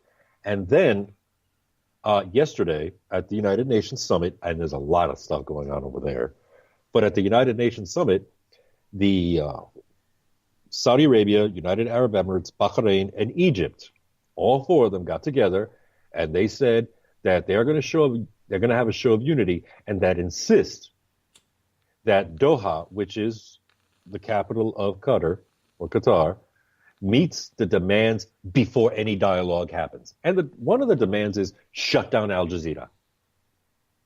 Cut and dry. Shut it down. Because as we all know, Al Jazeera, they say, well, we're independent, we're blah, blah, blah, blah, blah. Which, sometimes they do these little stories that are, rare and far between, such as CNN. When CNN does something positive on Donald Trump, that's like once in a blue moon. Yep. Once in a blue moon, because 91% of their coverage of the president is negative. Well, guess what? Al Jazeera is the same thing when it comes to covering ISIS, Al-Qaeda, and all these other places, as well as Qatar and Yemen, and going against Saudi Arabia, against Egypt, against Bahrain, against the UAE. 91% of their coverage is positive towards Yemen and Qatar, and ISIS and Al-Qaeda and all these other terrorist organizations. So 91% of their coverage is positive for these little organizations and countries. So they turned around and Qatar said, go pound sand. We're not shutting down Al Jazeera. Now, my question is this. We have the free press. And supposedly Al Jazeera is also the free press. What right does a country have to shut down the free press unless it owns the free press? So to me, I'm thinking there might be back channels. I don't know. Do I want to dig into it? Not really. Because to me, it's a simple case of Qatar is a monarchy. Qatar has a king. Qatar can basically do whatever the hell it wants because it's a monarchy. And to me, it's a simple case of, you know what? I don't care. Well, I don't care who. Many of the smaller, except for Saudi Arabia, which is one of the larger ones, but many of the smaller Middle Eastern nations are principalities or kingdoms. They have a king or an emirate or something like that. So again, yeah, King Jordan. These people have carte blanche of what they can do to a certain point, as long as the people obviously think that they're doing it in favor of the people. Unlike they believe that Anwar Sadat at the time was doing something against Egypt, which he really wasn't. So they assassinated him. But there's a lot. They have a lot of power, so they have a lot of sway, and they can and they can swing their people's beliefs. Especially, if the current king of Saudi Arabia wanted to switch from a basically an Islamic rule, he could probably convince the vast majority of his people in a slow fashion to move away from that, but he chooses not to. So this is the same thing with Qatar. They choose to go a certain direction because of what the king wants, not necessarily what the people want, but what the king. Right. This is why I say that they're individual. There's evil in the world, and it's based on individuals. It's the leadership of these places.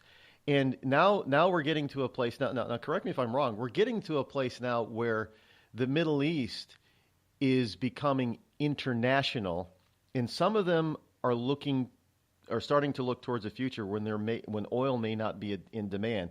And one of the big things is the UAE. I mean, we look at Abu Dhabi and all the cities there that are just the building booms. And these building booms, sure, they're being built off of oil money, but what they're building is not based on oil anymore. So they're becoming extremely modern. Some of the most modern cities. I mean, you got in the UAE, they have three cities that are just going through a building boom, and they want to be the most modern, advanced cities on the planet. I mean, you get the tallest building in the world is over there. So they have a lot at stake, do they not? Oh God, yeah, they do. I mean, I'm not trying to change the subject here, but so does Russia, believe it or not.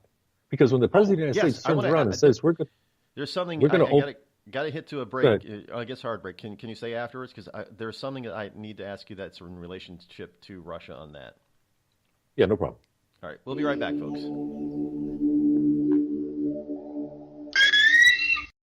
You're listening to the Rod Eccles Show, the coolest, most politically incorrect, conservative black man on the planet.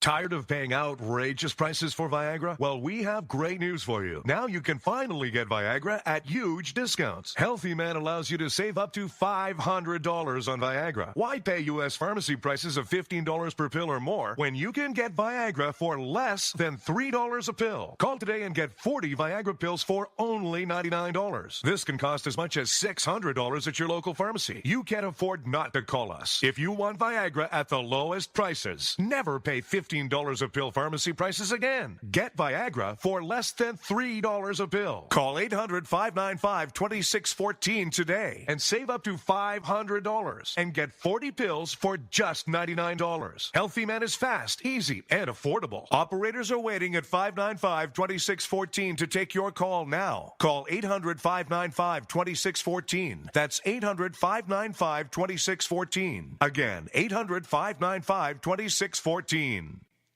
We've all heard of male enhancement, but now there's an expert on true male enhancement in the areas that really count. In Herb Ellis's book, Husband 2.0, Real Male Enhancement, you'll find answers to questions like, why doesn't she want to have sex? A quick start, quick results workout guide, plus what you can do as a side hustle to make money now. With all the great tips in this book, every man can benefit. Get the book, Husband 2.0, Real Male Enhancement, on Amazon.com.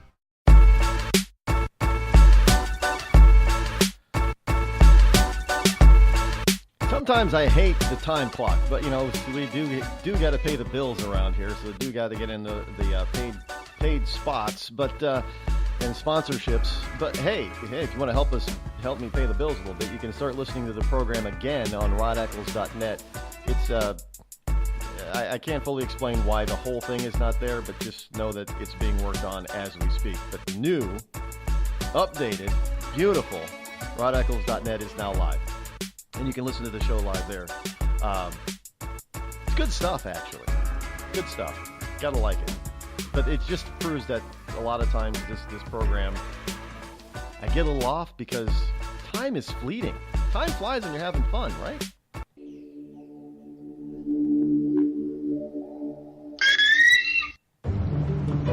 Dad, we need to talk. Can we just enjoy the drive? If you're not going to listen to me, who will we listen to? Jeffrey. Marcia Gay Harden? What? Eyes on the road, Dad. What are you doing? What are you doing in my back seat? How did you get in here? You're getting older. Not that old. Your brain's changing. It's natural. Yeah, that's what I was saying. Honey, I've got experience with this. Jeffrey, brain health is all about making the most of your brain as you age and helping to reduce some of the risks to your brain. Really? Now that's interesting. So, you'll talk to her about this, but not me. Marcia Gay Harden? Where did she go? Learn what you can do to help keep your brain healthy at brainhealth.gov. She didn't say goodbye? I mean, I would have. Visit brainhealth.gov.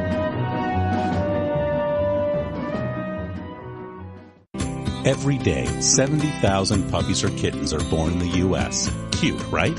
What's not cute is that half of all litters are accidents, which leads to millions killed in shelters each year.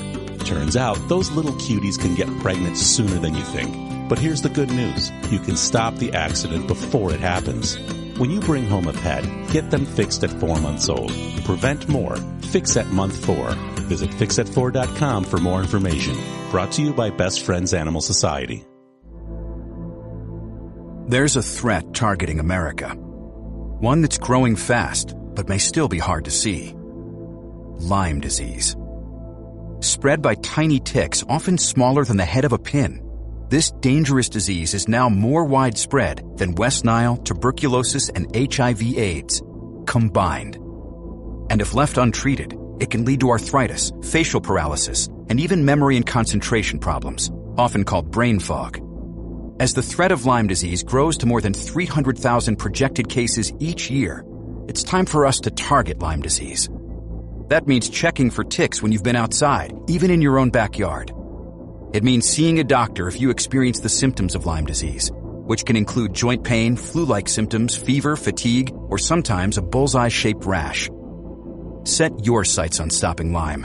Learn how you can target Lyme disease at targetlyme.org.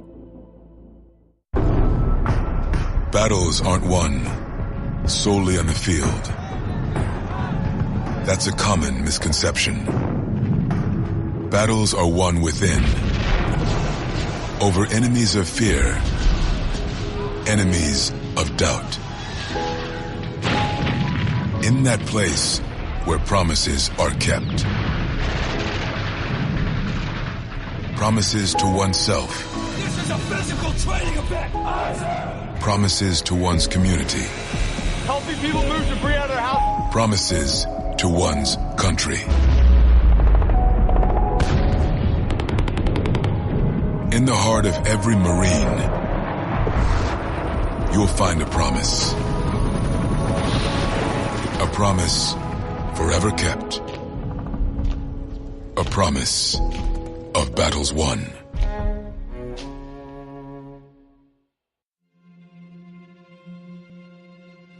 We're here early before they wake up. We stay late. We stay informed.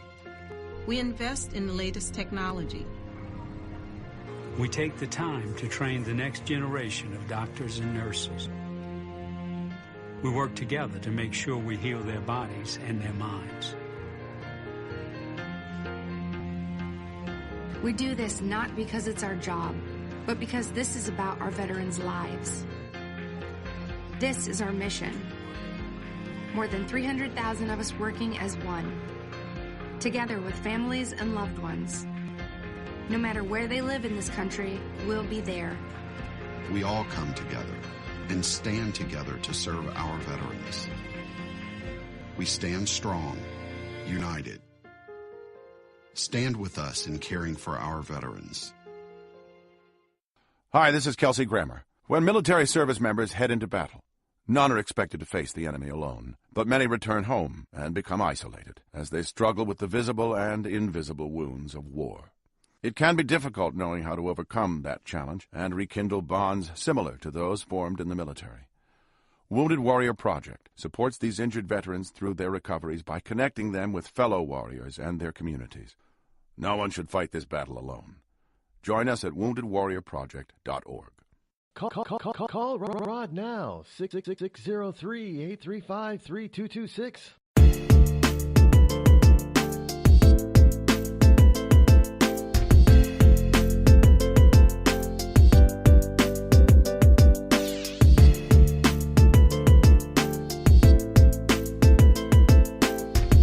And welcome back. As we continue our intel report for Wednesday, was it September number 20 in the year of our Lord? I still can't believe it's September 20th already. And well, it's almost time for leaf peepers to start appearing here in northern New England. As a matter of fact, they're already starting to arrive. From what I understand, up north, way north of me, the colors are already starting to change. Seasons change. And it is, even though this weekend we're expecting some very warm weather here after we get done, the next couple of days we're supposed to be experiencing the remnants of Hurricane Jose, I do believe. Even as, and I got stuff here about how they are, I mean, these people are just going nuts over Maria. This is one of the things I'm getting tired of. It is not frustrating anymore. It's beyond frustrating. How they take these sort of events in order to twist them for their own political, basically, gain. The leftists keep using these hurricanes now, and now that Hurricane Maria it's a direct hit. I just saw a thing today about Maria in Puerto Rico. There was a bullseye on Puerto Rico. You know, Puerto Rico is about to take a direct hit from Hurricane Maria. Now, Hurricane Maria is coming in at a substantial Category 4, but not the Cat 5 that they were even saying that was going to happen yesterday. Yesterday afternoon, this is going to be a Cat 5, 170 mile per hour. No, it's Category 4, and the winds, I guess, are hovering at 140 to 150. Now, it's still serious, but not as serious as they said. But they put a bullseye on Puerto Rico. Anybody remember when we had a vice presidential candidate who did something similar to that? And put a bullseye on play. What did they do to her? Sarah Palin. Anybody remember that? What did they do to Sarah Palin? The left. And now you got the leftist media putting a bullseye on Puerto Rico.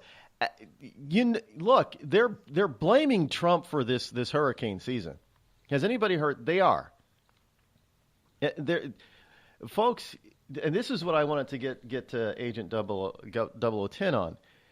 The United States has led the world in so-called green energy and alternative energy. We have cleaned up our environment so well that in many places across this country, it is hard to tell that we are in the industrial age, in that we ever went through it. That's how well we've cleaned things up. We cannot say the same thing about a number of other countries, especially those who are politically opposite of us, like Russia and China. Now, you got to understand, China, along with India is not building as nearly as many, but China has some 3,500 plus coal plants that are less than 10 years old. Now, we want to devastate, or at least Obama wanted to devastate our coal industry. We closed down a number of coal energy producing plants. China's building them like crazy. India is trying to catch up because India is now the new emerging economy. You know, they're a little bit behind China, but now they're coming out of it. They're coming out of the dark ages. And we're talking another 1 billion plus people over there that are fighting to get into the modern age. And they're built. They got a number of 400. I think I saw the count. 480 coal plants are being built in India this year. China's got over 1,000. I mean, this is ridiculous. But here's something else that's very interesting that's going on in the Middle East that you're not hearing our lamestream media report on. And that is especially, now from what I understand, even in Libya especially, China has got some huge investments in North Africa. They are doing a lot in North Africa. And that's because China needs oil. They need the oil. Russia, not so much anymore. Russia, they have their own supplies, and technology is allowing them, just like us, to get to more and more of their own reserves. So now when it comes to the Middle East, with Russia, the Middle East is starting to switch from being an energy concentrate. In other words, when I mentioned before, there are places that are politically advantageous and energy advantageous and geo advantageous. Well, the Middle East is starting, and correct me if I'm wrong, Agent, the Middle East, because the world is starting to move away from oil and coming up with a lot of these alternative sources, it's now becoming more geopolitical advantageous to be there, not energy advantageous. And that's what Russia views it as, because pretty much, if you look at the map, I mean, the Middle East is pretty close to their border. Okay, my explanation. Oh, God. This is going to be a long explanation. Are you ready for this? Shoot. Okay, real easy. Now, you mentioned that Barack Obama basically shut down most of our coal mines in this country and basically only left a handful. Well, guess what? We've been borrowing money from China for so damn long, and we borrowed so much money from them that was part of the package deal. Okay, Barack Obama, and for the most part, Barack Obama himself has taken all our independence from energy and, whether it's oil, coal, what have you, and basically used it as collateral so these countries can make tons of money while we just sit here and continue to collect debt. Because that's what he used for collateral. He used our coal mines. Then you have China digging coal like a fiend. You have other countries that are using other resources that we ourselves used to dig up for. And guess who gave that away? Barack Obama. Because he figured, it's part of the global love affair that we're going to have. We're having a global orgy. We're all just going to basically screw the United States hard while they have all the fun and they make all the money. Oh, and by the way, China, India, guess what, guys? Psst, the Paris Accord, you ain't got to sign that. You ain't got to sign on a dotted line. You just do you. You do you while we continue to send all our technology or all our corporations to India, and we continue to give the ability to produce coal and other resources to the rest of the planet to China. So that's okay. That's what we're going to do. Okay? It's just a big old orgy on the United States. We're going to give all our shit away. Okay? Simple as that.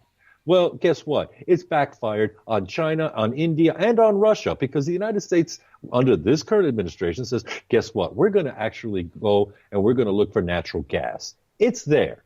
We're going to go get it. And guess who's the number one supplier of natural gas in all of Europe? Oh, yeah, Russia. And that worries Russia also. Because part of the package deal, when it came to certain things, was, yeah, we're not going to go with natural gas. Russia, you can do that. Because, well, we don't want to go to war. Oh, the eastern half of the Ukraine, yeah, keep it. It's okay. It's okay. Crimea, oh, God. Yeah, you can keep that too. The United States is basically all by itself the equivalent of Saudi Arabia and OPEC when it comes to oil. The United States and natural gas is the OPEC of natural gas. We're starting to export it like crazy. And since Trump is also reopening coal mines, this is the other thing that the press does not want to illuminate on. Coal mines are opening up. Now, when coal mines reopen, that means high-paying, blue-collar, middle-class jobs. And these people who live in these areas that coal mines were shut down, they are loving it. Now, frankly, when it comes to 2020 and the election and Trump runs for re-election, do you think those coal mining towns are going to vote for a Democrat who want to shut them down again? They've already experienced that. They got their jobs back. They've got their communities back. They're rebuilding. They've got money flowing back into their communities and their state again. Do you think they want to go back to being dependent? No, they like being self-sufficient. And we're starting to export a lot of that coal to where? China. Because we're getting China to try to turn on North Korea. Now, they're not going to totally do that, but we're gaining some leverage. And understand, folks, that President Xi of China really doesn't like that. He liked it when the U.S. was beholden to him because of all the debt that you talked about, because they were buying our debt like crazy. But now they're not doing that so much anymore because their own economy is starting to flounder. So they don't have all that money anymore because they're too busy trying to build their military. This is another thing.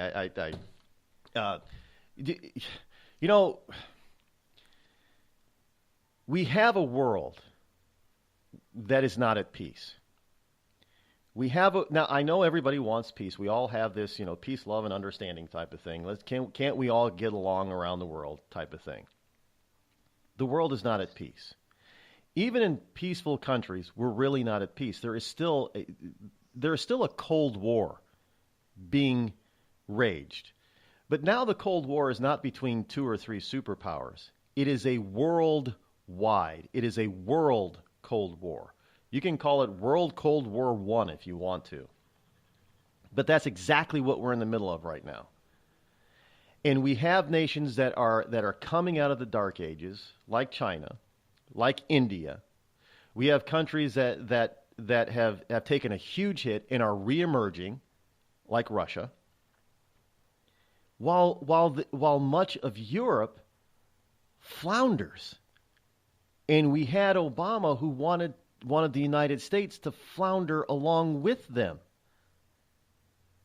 Now, there are some European countries that have seen this and said, oh, hell no, we're not doing that. And that's most of the the Eastern European nations, like Poland. They're not going along with that kind of crap. Ukraine really doesn't want to go along with that crap either, but Ukraine does not have the ability to be self-supporting, self-sufficient, and self-defending. They still have to depend on somebody else, and that's why they're so upset with us with Crimea. Look what you let the Russians do in Crimea. For what? You threw us under the bus. They're not happy about that. But they understand that they can't flip to the old Soviet side because they remember what it was like being under the thumb of Russia at the time. They don't like that either. So they're kind of, flapping out in the wind. But you got a lot of these Eastern European countries that don't want anything to do with the old Soviet guard Russia, and they're not going to allow themselves to flounder when they're trying to reemerge from 50, 60 years of oppression, like Western Europe is doing. And as we can see, certain countries that don't go along with the old, the Western European stuff, they're not suffering the way Western Europe is suffering. Poland, there's no terrorism going on in Poland, and they're not going to allow that. And you have some countries like Finland that are starting to wake up to this stuff and say, oh, wait a minute, we got a problem here. We don't want this shit here. And I hear rumblings in places like Sweden and Norway. I have relatives that live in Sweden, and there is a change coming in Sweden, folks. Because how can you hate a Swede? Honestly. How can you hate a Swede or a Norwegian? I mean, these are some of the most lovable, benign people on the planet right now. And it's a shock to their system to have this hate coming into their country. And there are rumblings within the people, and some of these countries still have active monarchies. They still have kings and queens, and they're starting to listen. And things are going to be changing in Sweden over the next year or so. Mark my words. I'm hearing the rumblings of it. There's going to be some major changes. And that's going to be a shock to the floundering Western European nations. But Russia also sees all this playing out. Now Russia has had its own share of terrorism, but they don't really stand for it either. And is it possible that Russia is trying to make maneuvers now because it isn't so much energy related in the Middle East, is that they're trying to get a foothold there, like in Syria and in Iran, so they can either get the terrorist sponsoring countries on their side, or to eliminate the wrong kind of terrorist cells like Al-Qaeda and ISIS, because Russia doesn't like ISIS either. I mean, ISIS is responsible for a lot of the terrorist actions that have happened within Russia, and they want to eliminate them as much as we do. But there is this dichotomy set up by Obama. And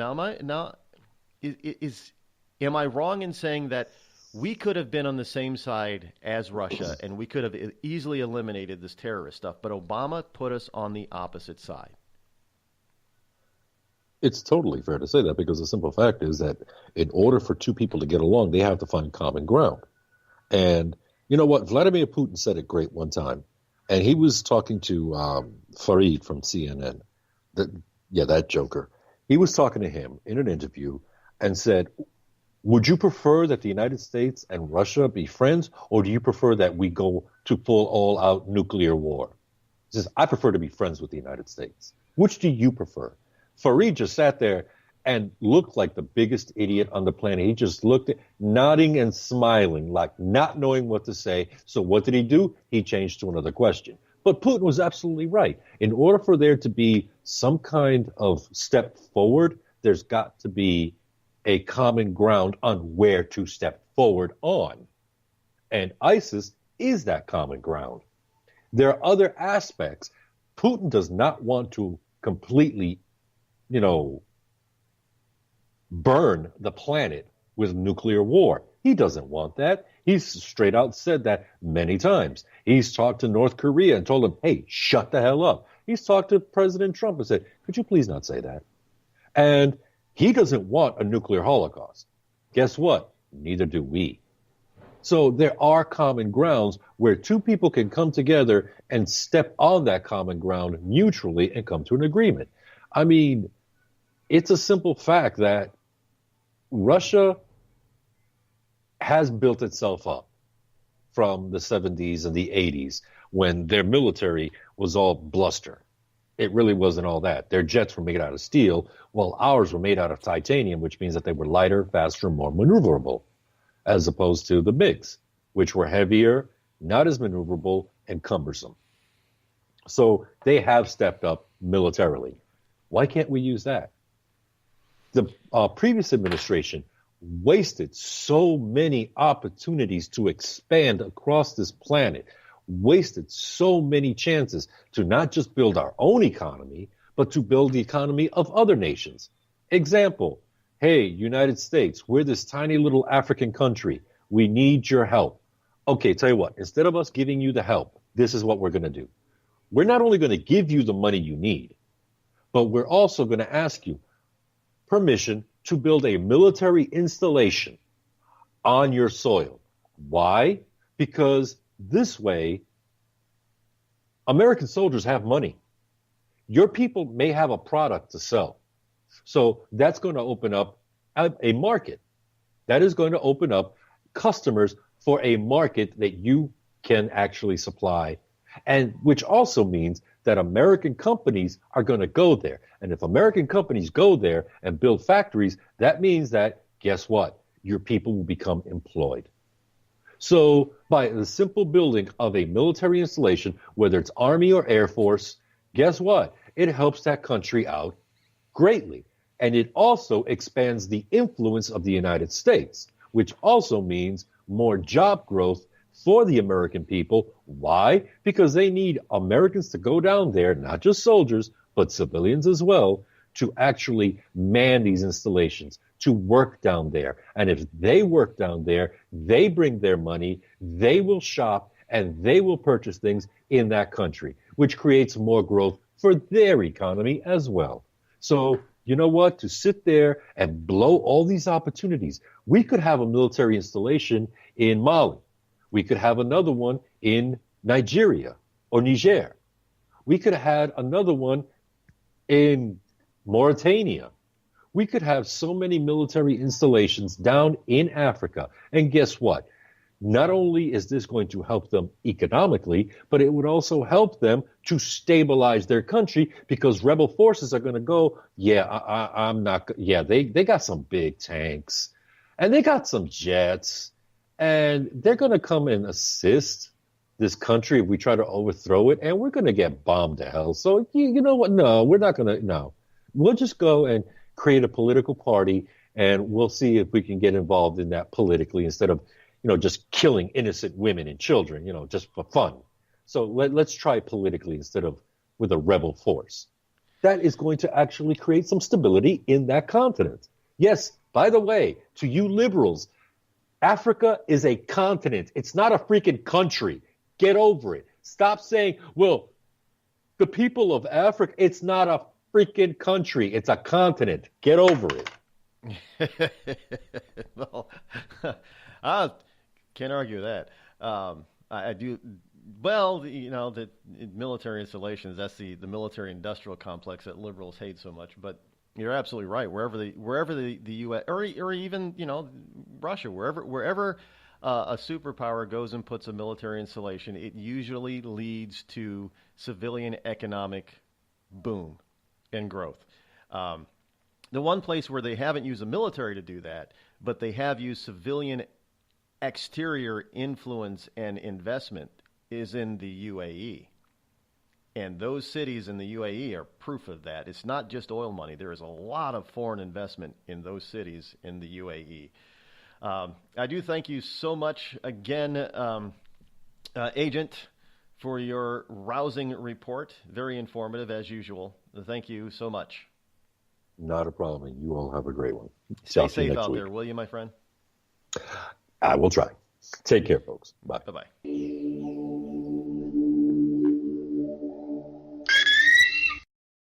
I'm not Rod Eccles, and I approve this message.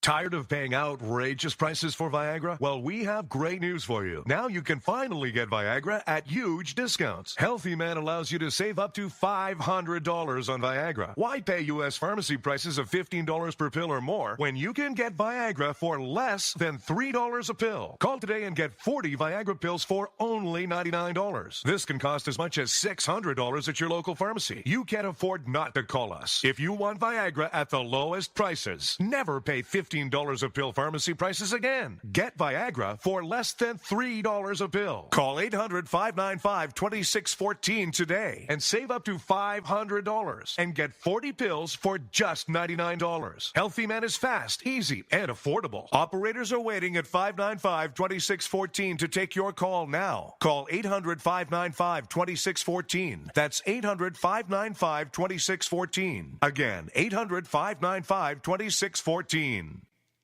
We've all heard of male enhancement, but now there's an expert on true male enhancement in the areas that really count. In Herb Ellis's book, Husband 2.0, Real Male Enhancement, you'll find answers to questions like, why doesn't she want to have sex? A quick start, quick results workout guide, plus what you can do as a side hustle to make money now. With all the great tips in this book, every man can benefit.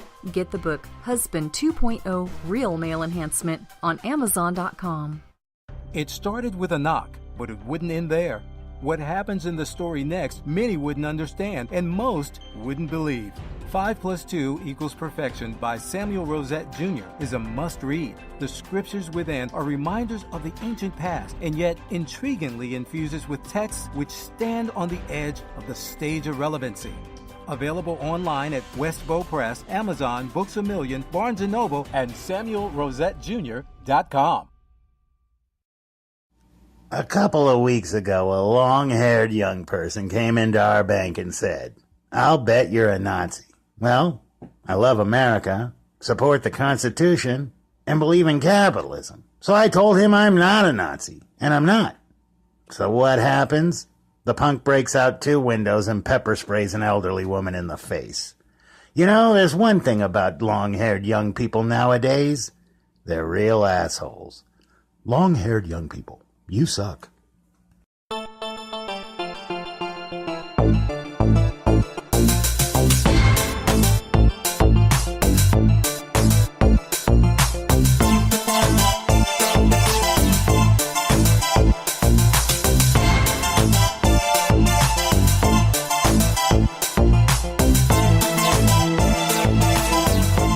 Some people cringe at the fact of putting military installations around the globe because, one, they're expensive. I get it, yeah.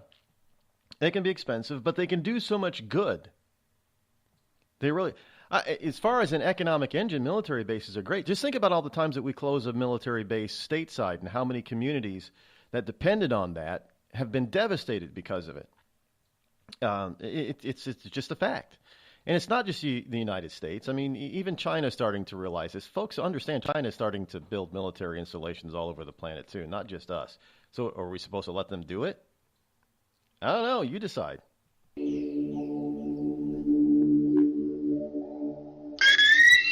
It was just another quiet Saturday at the Johnson home. Honey, have you seen the hammer? It's in the garage. Oh, no, not the garage.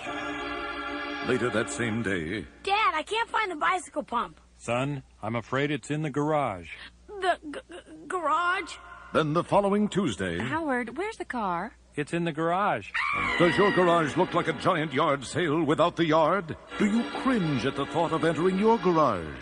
Then you need Crest Garage Cabinets. With one phone call, those wonderful folks at Crest will come out to your home, design the best combination of cabinets for you, and install them quickly and professionally before your very eyes. It's a miracle. And unlike other companies who ask for a down payment or money up front, you won't pay a penny until your Crest cabinets are installed to your satisfaction. So call Crest today, toll-free at 1-800-548-2848. That's 1-800-548-2848. And you'll never fear going into your garage again. That's ridiculous. And now, a message from the American Migraine Foundation. It's an absolute nightmare. I was terrified. It was like your head's going to explode. Migraine is a disabling disease. Just all of a sudden couldn't see. Migraine has ruined my life. Absolutely terrifying. There's pain that does not stop. It's a throbbing, pulsing, banging, hammering feeling in your head. 36 million Americans suffer. I started getting migraines around 5 years old. Just takes over everything. I feel trapped by migraine. It hurts like my head's gonna fall off. And the whole world around you stops. My world has gotten small. You feel like the world's closing in on you. There's nothing you can do. I had spent a year housebound. It's like you're trapped in your head. There's no escaping it. You can't leave your body. Don't suffer alone. Make your move against migraine. Visit AmericanMigraineFoundation.org to find help, learn more, and get connected. The Red Cross responds to nearly 66,000 disasters every year, most of them house fires. Red Cross President and CEO Gail McGovern says you need to develop an evacuation plan and practice it, especially with your children. It takes just 2 minutes for a home to be engulfed in flames. Practice those drills. We all think our kids know what to do. They don't. We need to teach them. We have started a large campaign where we're going into vulnerable communities and helping install smoke alarms. Already 92 lives were saved, and 4 of those lives were saved by a 5-year-old girl who remembered what we taught them during these fire drills, and she got her family out. We also have a slew of free apps that people can download onto their smartphones. It's what to do in every kind of disaster you can imagine, how to prepare and how to recover. To help support all the Red Cross does and to make a financial donation, go to redcross.org. That's redcross.org. It's Thursday night, and you're grabbing drinks with some friends. Started off with a pitcher for the table, which quickly becomes 2. There's pool. And there's the photo booth. All right, everybody squeeze in. Say cheese! Followed naturally by an order of wings. And another. Can we get some extra ranch sauce? Then there's the ceremonial nightcap. So what are we doing this weekend? And lastly, it's back to the car, which, if you're buzzed,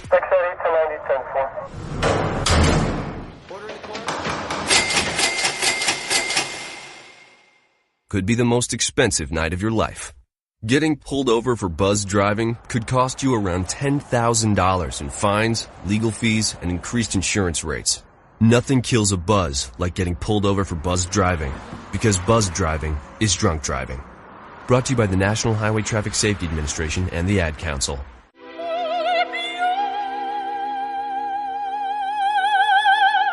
The human voice. It can be sweet as music, powerful as thunder, And so, my fellow Americans, cheerful as laughter. But for millions of people, it can also be a sign of COPD. This serious lung disease can make it so hard to breathe You often can't catch a breath or finish a sentence, let alone carry a tune. And many who have COPD don't even know it. That's where your voice comes in. If you think you or a loved one have symptoms, talk with a healthcare provider. Early diagnosis can mean better treatments and quality of life. Join us in raising our voices for the millions with COPD who can't. Learn more, breathe better at NIH.gov.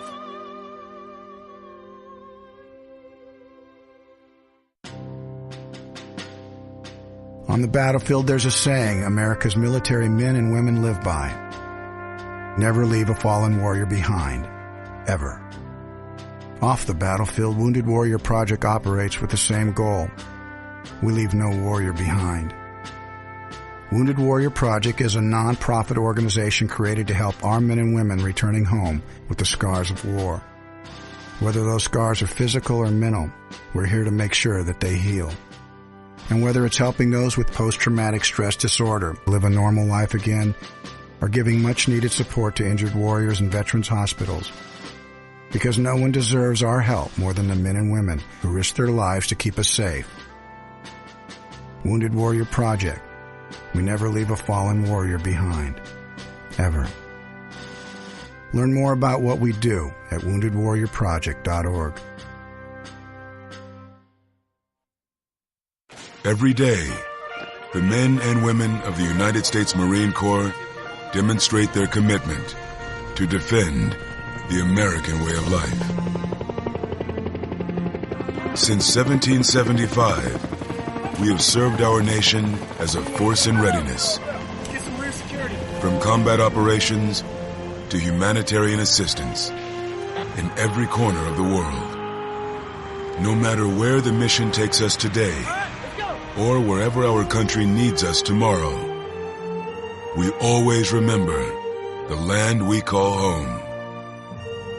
As Marines, we take a stand for each other, for our nation, for us all. The few, the proud, the Marines.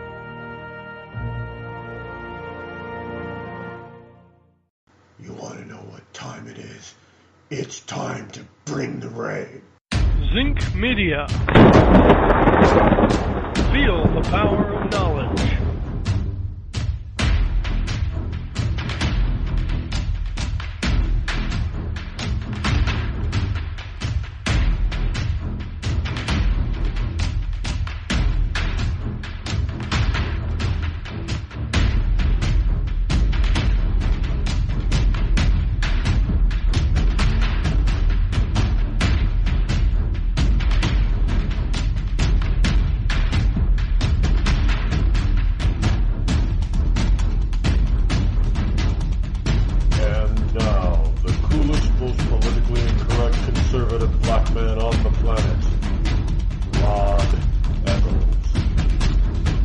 Welcome back. Hour number 3 already here on the Rod Eccles Show, proving once again this is the fastest 3 hours on Internet Talk Radio.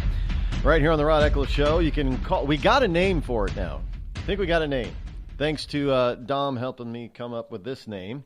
We're going to call it the Hot Rod line, which is 603-835-3226. I think I like that one. That one's pretty good. Again, that's 603-835-3226. So welcome to you, liberty lovers and ecclesiastites all across the globe. We are at it once again here this morning, giving you information that you're not, and commentary that you're not getting anywhere else, most likely. I like to think I'm unique. Maybe I'm not. Maybe there are more people out there like me than I like to think that there are, which is fine, because if there are lots of people like me, then that means the world is going to be a better place. And I will go to my grave thinking that. And yeah, I know. So, Rod, you can't say that. Yeah, I can, because none of us are getting out of this life alive. We're born and we die. That's it. That's just the natural progression of time.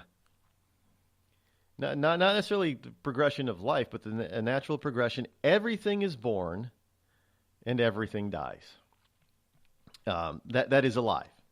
From the smallest of bugs to the biggest of trees. Speaking of trees, anybody else fascinated by life itself? I mean, obviously we look at human beings and we think, geez, look at, human beings that come out as these little itty cute little babies, and they, some of them can grow up to be 7 feet tall. Well, I think what's more amazing is you have this little tiny nut or seed that falls from a tree, gets implanted somehow in the ground by itself due to natural effects, and grows into be these giant redwoods. I mean, these things tower 100 feet up or more. I think, and their seeds are not, you would think that their seeds would be gigantic. They're not. Remember, the Bible often talked about, the mustard seed. The mustard seed is one of the smallest seeds out there. And yet the mustard plant is not exactly a small plant. It grows pretty large. But it all comes out of that little itty-bitty tiny seed. The same with the giant forest out west, the giant redwoods and stuff. I mean, those things they're massive. And yet they come from a very small seed. So when we start something small here, the ancient Chinese proverb, it says that, a typhoon here begins with but the flap of a butterfly wing over there, basically. Starts out small, very small, but then it could build up into a big wave. It could be a storm for good or a storm for evil. It really depends on we, human beings, that determine whether that storm is going to be good or evil. And oftentimes, believe it or not, human beings choose the evil side. And that includes the USA. Again, I know some people think, well, you just think the USA is perfect. No, we're not perfect. We've made some mistakes, and we've even done some evil stuff. As a nation, as a government. We have. But for the most part, we have tried to learn from those mistakes and those evil deeds, and those evil deeds that we have done, we've often tried to correct them, fix them, replace them with something good. But there aren't a whole hell of a lot of nations throughout history that have done that. Remember, putting a military base in getting permission to put a military installation in somebody else's country is not colonialism. It is not conquering. We're not a conquering nation. I mean, do you realize how big the empire of the United States could be if we were a conquering nation right now? I mean, not even talking about just going out to conquer like they used to do, but just having to defend ourselves. How much territory have we spent on treasure, both monetary and blood, that we gave back? I mean, who does that? Usually throughout the empires of history have said, well, if we're gonna spend our treasure, money and blood on conquering a piece of land, we're going to keep it for as long as we possibly can. We turn it back over to the people who attacked us. Right? We often do not keep territory. That's not a colonial power. That is not an empire. I mean, just since World War II, can I name some of the countries for you that if we were an empire that we should have kept? Well, we liberated France. Well, that's ours. We defeated Italy and Germany. Well, that should be ours. We defeated Japan in all its territory. The Japanese Empire should be ours. Not only do we free, most of the time do we free the countries that attacked us, but we also, and give it back. We also give back the territory that they absconded with to those people. I mean, look at, you had the empire. Empire Japan had much of China. We gave China back. And what did China turn? China turned around and became our enemy. Not the people themselves, not the majority of them, but a minority of them who took power and then turned on us and said, well, thank you for giving our country back. Now we're going to be your enemy. And it's ludicrous to think that the United States, listening to these liberals, is a colonial empire existing country. We are far from it. We don't want to rule over the world. We want the world to rule itself in freedom and in liberty. And we do not do that at the edge of a sword. Think about that for a second. You know, we have had the ability and the power to just run roughshod over many countries if we wanted to, and instill, even if we didn't want to rule them, we could instill a constitution that forced them to have their people free. We don't do that because we don't believe that's the way that you do it. You don't force people to do certain things like that. I mean, these people around the world have to want it for themselves. And sometimes when you give them freedom, they choose to turn away from that freedom. Sometimes they're forced to by a minority, like we have this minority in this country that wants us to be socialistic or communistic. That's not freedom. I mean, one of the things, if we really now if we were an empire, and if we wanted to solve our southern border issue, all we'd have to do is conquer Mexico. That would end our problem. Now, not to slight the Mexicans at all, but there's no way in hell they could stand up against the might of the United States. No way. Going into Mexico, militarily speaking, would be much like going into Iraq. It would not even be a contest.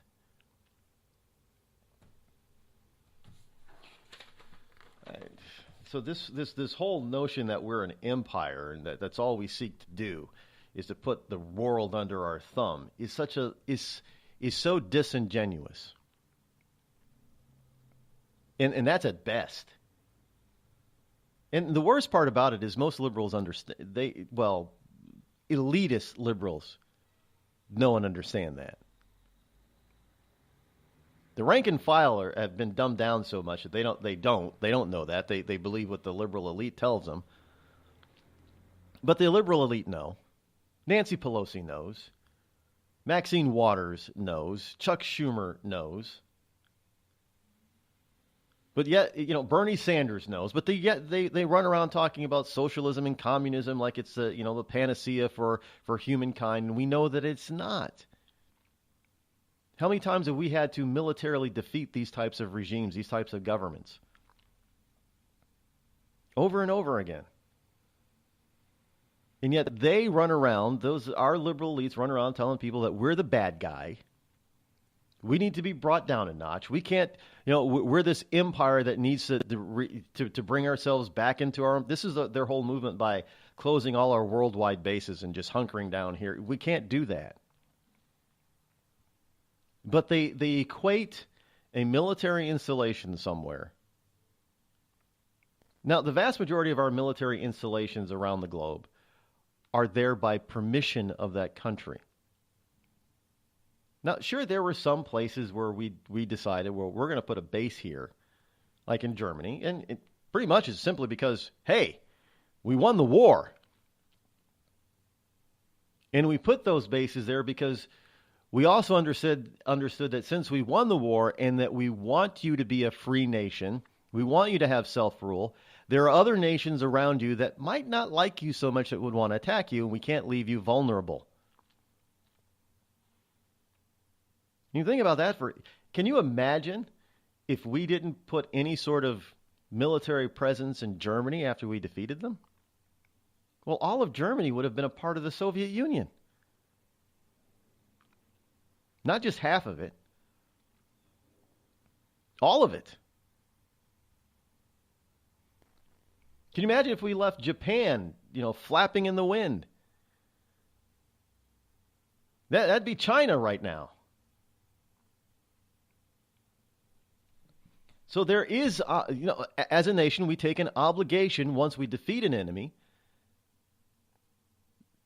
to at least stick around long enough to protect them so they can build up to protect themselves. Now, one of the countries that we probably, surprisingly enough, they're still on our side for the most part, one of the countries that we've probably failed at this is the Philippines. We didn't. I don't think we had any president that really handled the Philippines properly. Now look at them. I mean, they're a mess. They really are. And they've got a president now that has put out feelers to become more friendly with China and Russia. Now that's not good for us. And it's not good for the Filipino people.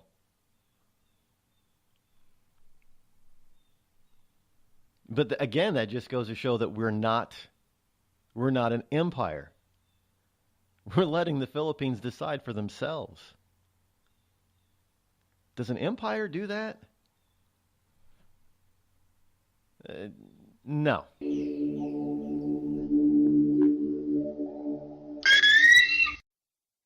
Tired of paying outrageous prices for Viagra? Well, we have great news for you. Now you can finally get Viagra at huge discounts. Healthy Man allows you to save up to $500 on Viagra. Why pay U.S. pharmacy prices of $15 per pill or more when you can get Viagra for less than $3 a pill? Call today and get 40 Viagra pills for only $99. This can cost as much as $600 at your local pharmacy. You can't afford not to call us. If you want Viagra at the lowest prices, never pay $15 a pill pharmacy prices again. Get Viagra for less than $3 a pill. Call 800-595-2614 today and save up to $500 and get 40 pills for just $99. Healthy Man is fast, easy, and affordable. Operators are waiting at 595-2614 to take your call now. Call 800-595-2614. That's 800-595-2614. Again, 800-595-2614.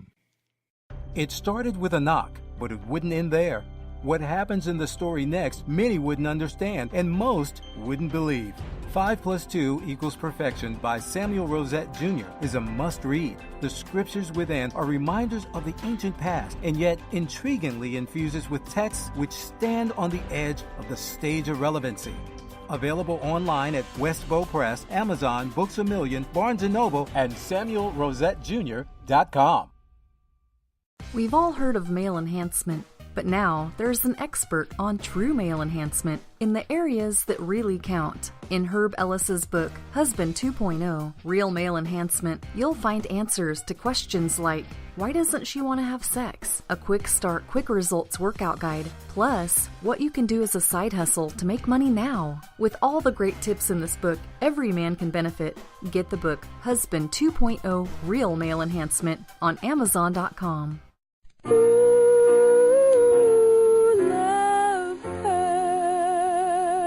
Yes, love hurts. It can hurt emotionally, but more important, it can also hurt you physically. It can hurt you in a way which nobody who owns a hot tub and lives in California can afford to be unaware of. Yes, I'm talking about California hot tub rectal gonorrhea. This painful, incurable disease can make an enjoyable soak in a hot tub with family, friends, and dog into a literally unforgettable experience. If you catch California hot tub rectal gonorrhea, not only will you walk around feeling like you're about to pass a twisted sardine can lid, you'll also smell like a pile of burning tractor tires. So don't jump out of the frying pan and into the hot tub, because if you get California hot tub rectal gonorrhea, it'll really burn your ass. This has been a public service message brought to you by the Citizens Against CHTRG Foundation. California hot tub rectal gonorrhea. We're not going to take it sitting down.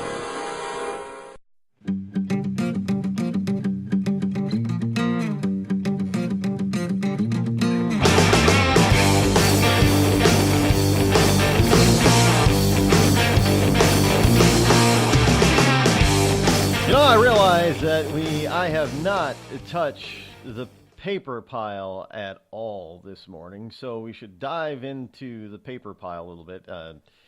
See, I don't need the paper pile to give you pertinent information on a daily basis, but it's good to have it.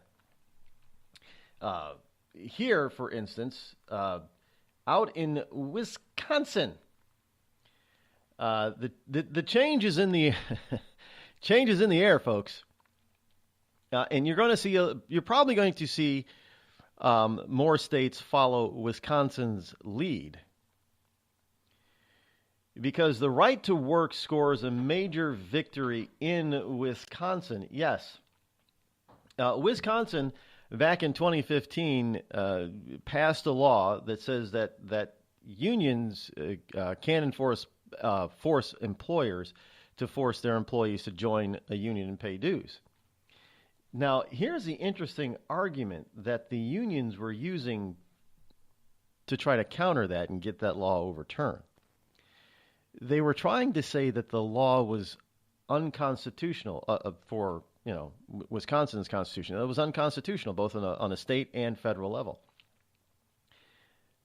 Because the unions were using the argument that the state was taking away its property without just compensation. Now, the Supreme Court of Wisconsin ruled that the act does not take property within the meaning of the Wisconsin Constitution. The unions have no constitutional entitlement to the fees of non-member employees. But the reality is that they were kind of being nice on that. Because what the unions were actually saying, now folks, pay attention to this. What the unions were actually saying is that this law was taking away their property. Now, what is their property in this particular case? Is it union dues? Now, how do you take away money without just compensation? Well, that's dumb. You can't. You can't. Well, here, we're going to give you $1 million to take your $1 million dues away. I mean, that doesn't make any sense. What the unions were actually saying, what the court was avoiding, was the union was saying that the union members were the union's property. Now, folks, that is a logical statement there. It is which makes it very factual and truthful. And they will hem and haw. Well, no, that's not what we're saying. Bullshit. That's exactly what you were saying. Because by forcing these people, these union members and non-union members, to pay you union dues, you were saying that they were your slave to give you product or service or consideration. And do the unions have to pay these people anything? No, they don't. They don't pay union members anything. The unions were using the argument that the employees of a company that the union did not own were the property of the union. Folks, unions are in bed with the Democrats and have been since their inception about a century or so ago. Unions are slave masters. Don't doubt me on this. They just said it in Wisconsin. They used that argument in legal proceedings for the past 2 years to get a law overturned that basically emancipated employees in the state of Wisconsin. Just like the Old South, they're saying, oh, hell no. You're not going to free our slaves. And the state Supreme Court basically said, well, you don't own people. About damn time. And I think what you're going to see is a number of states who are looking at this type of right to work, and this decision, and saying that now the opportunity and the path is clear for them to do the same thing. If they've been hemming and hawing on it, now I think, based on their own state constitutions, they're going to go forward with it. Now, I am not a friend of unions, as people know. I've been a member of 2 of them.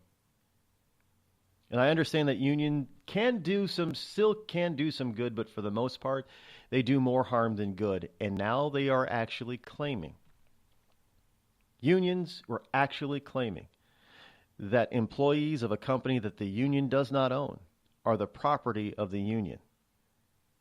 There's no way else to put it, folks. They considered the employees to be their slaves.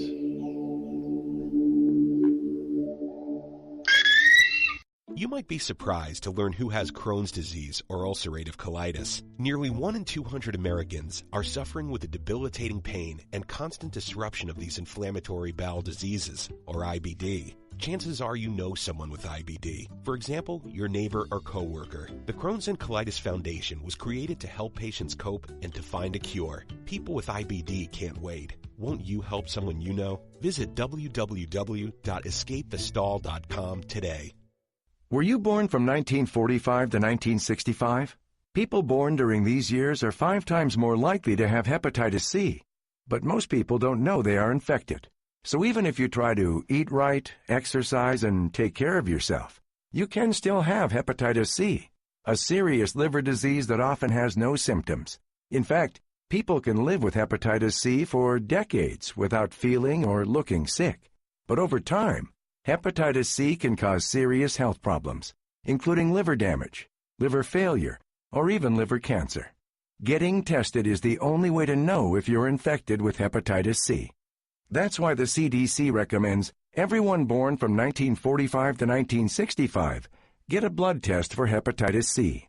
Treatments are available that can cure this disease. So talk to your doctor about getting tested. It could save your life.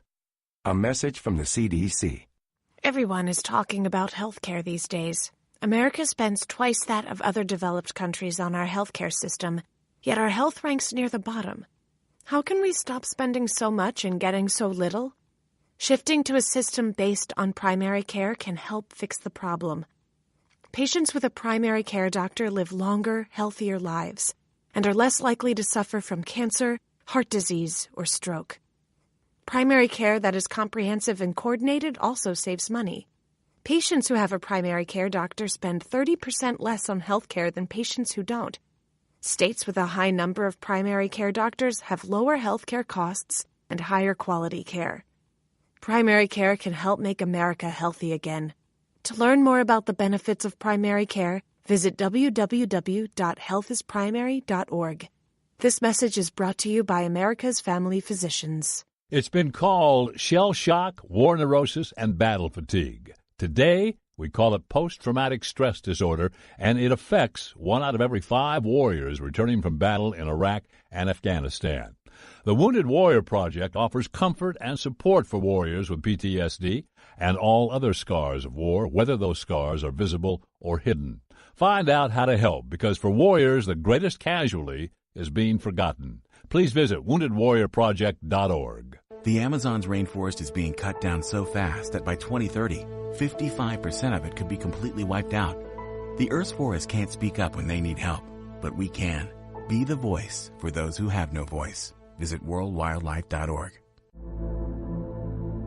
There's a threat targeting America. One that's growing fast, but may still be hard to see. Lyme disease. Spread by tiny ticks, often smaller than the head of a pin. This dangerous disease is now more widespread than West Nile, tuberculosis, and HIV/AIDS combined. And if left untreated, it can lead to arthritis, facial paralysis, and even memory and concentration problems, often called brain fog. As the threat of Lyme disease grows to more than 300,000 projected cases each year, it's time for us to target Lyme disease. That means checking for ticks when you've been outside, even in your own backyard.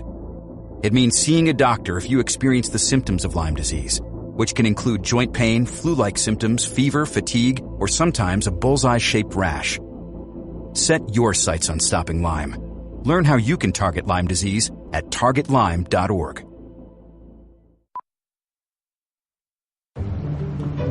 Dad, we need to talk. Can we just enjoy the drive? If you're not going to listen to me, who will we listen to? Jeffrey. Marcia Gay Harden? What? Eyes on the road, Dad. What are you doing? What are you doing in my back seat? How did you get in here? You're getting older. Not that old. Your brain's changing. It's natural. Yeah, that's what I was saying. Honey, I've got experience with this. Jeffrey, brain health is all about making the most of your brain as you age and helping to reduce some of the risks to your brain. Really? Now that's interesting. So, you'll talk to her about this, but not me. Marcia Gay Harden? Where did she go? Learn what you can do to help keep your brain healthy at brainhealth.gov.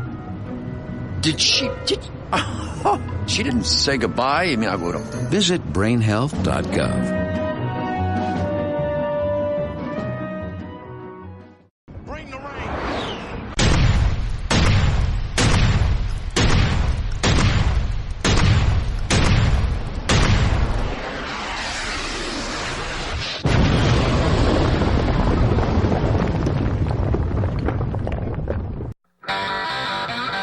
Most politically incorrect black man in America. You're listening to The Rod Eccles Show. Indeed, I do not follow the line of the typical liberal or the typical liberal African American. That ain't me. I like thinking for myself. I like being free.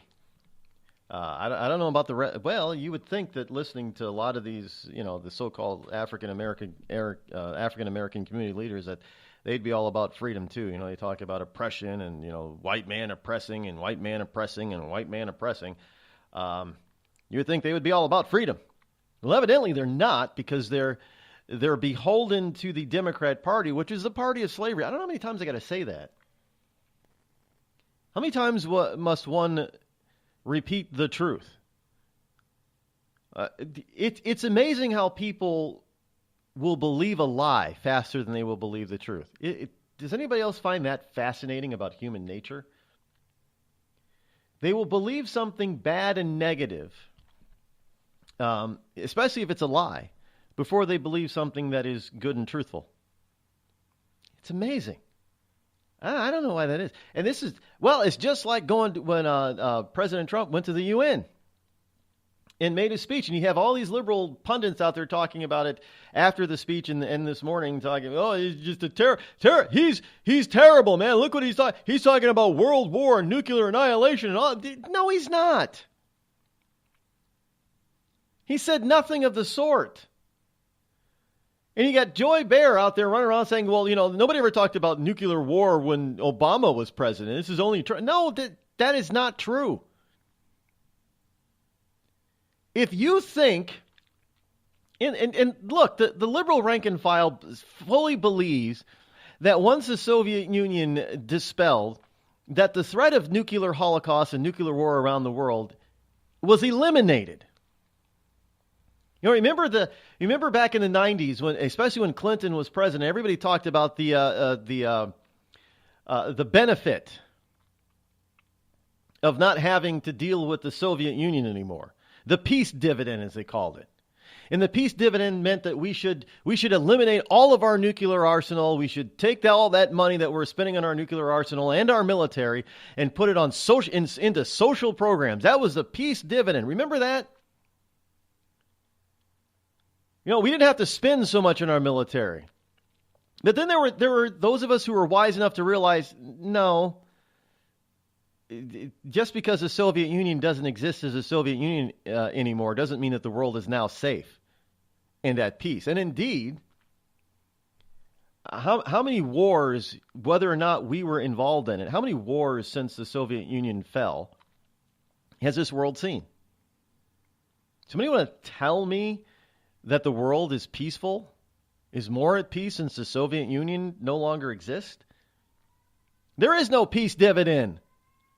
There is none. All it has done is given rise to more and more evilness. And the president addressed this by actually stating a fact that probably at a political body, that at least half of them is probably what the president was describing, even though that he said it was a small group. In fact, this is what he said. He said, the scourge of our planet today is a small group of rogue regimes that violate every principle in which the United States is based. Well, he was addressing the United Nations. And I would argue factually that at least half of those nations in there fall under that category. It's just many of them don't yet have the ability, the money, and the technology to be what we would call a rogue regime. But they do all kinds of evil within their own borders to their own people.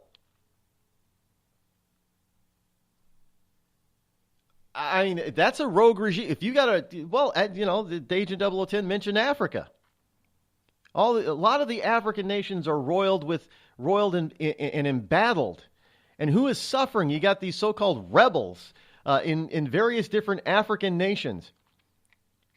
These warlords that do all kinds of evil against their own people.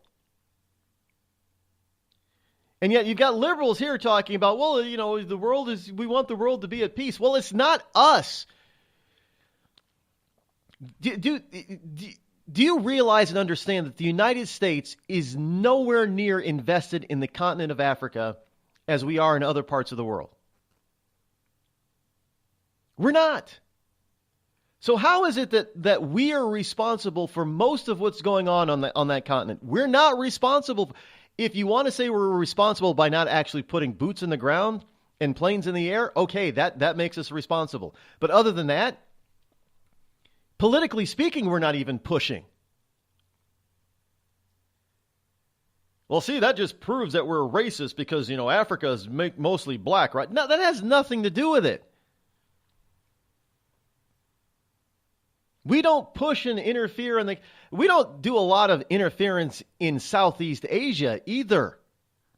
We don't have a presence in Southeast Asia either. And look, do we have strong influence in Vietnam, Cambodia, Thailand, and other South? For most part, no, we don't.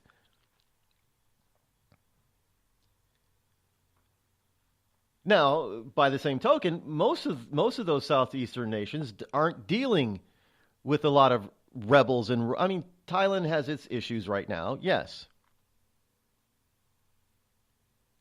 But it's not a very serious issue. Not the way it is in many African nations. Hell, we've got a country that's just south of us in South America that is just devolving into chaos day after day after day. Are we responsible for that? Did we influence? No, we didn't.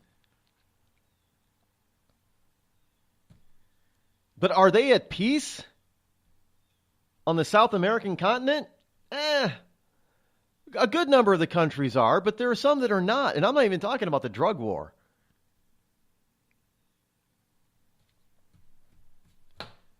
This Central America, look, we're dealing with a lot of the refugees that are coming from Central. I don't hear anybody talking about Central Americans being refugees.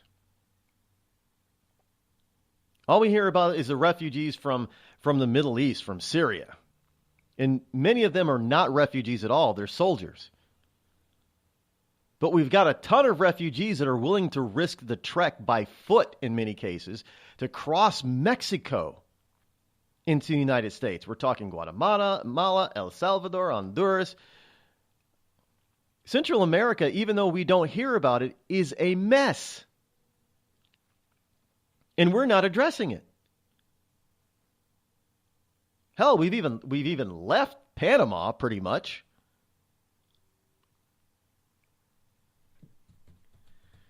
So the scourge of our planet today, says the president, is a small group of rogue regimes that violate every principle in which the United States is based. And that the main principle is freedom and individual self-determination. And these regimes violate that principle big time.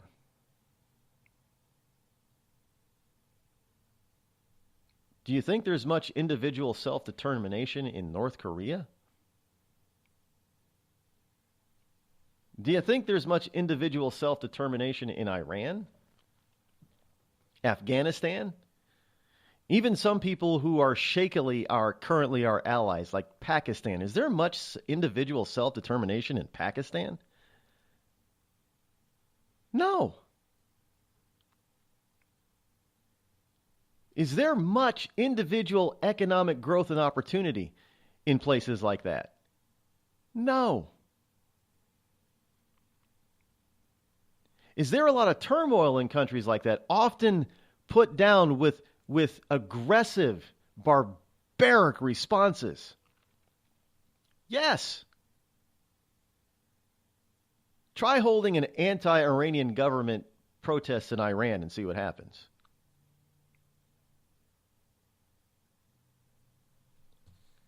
We saw what happened in China when we had Tiananmen Square.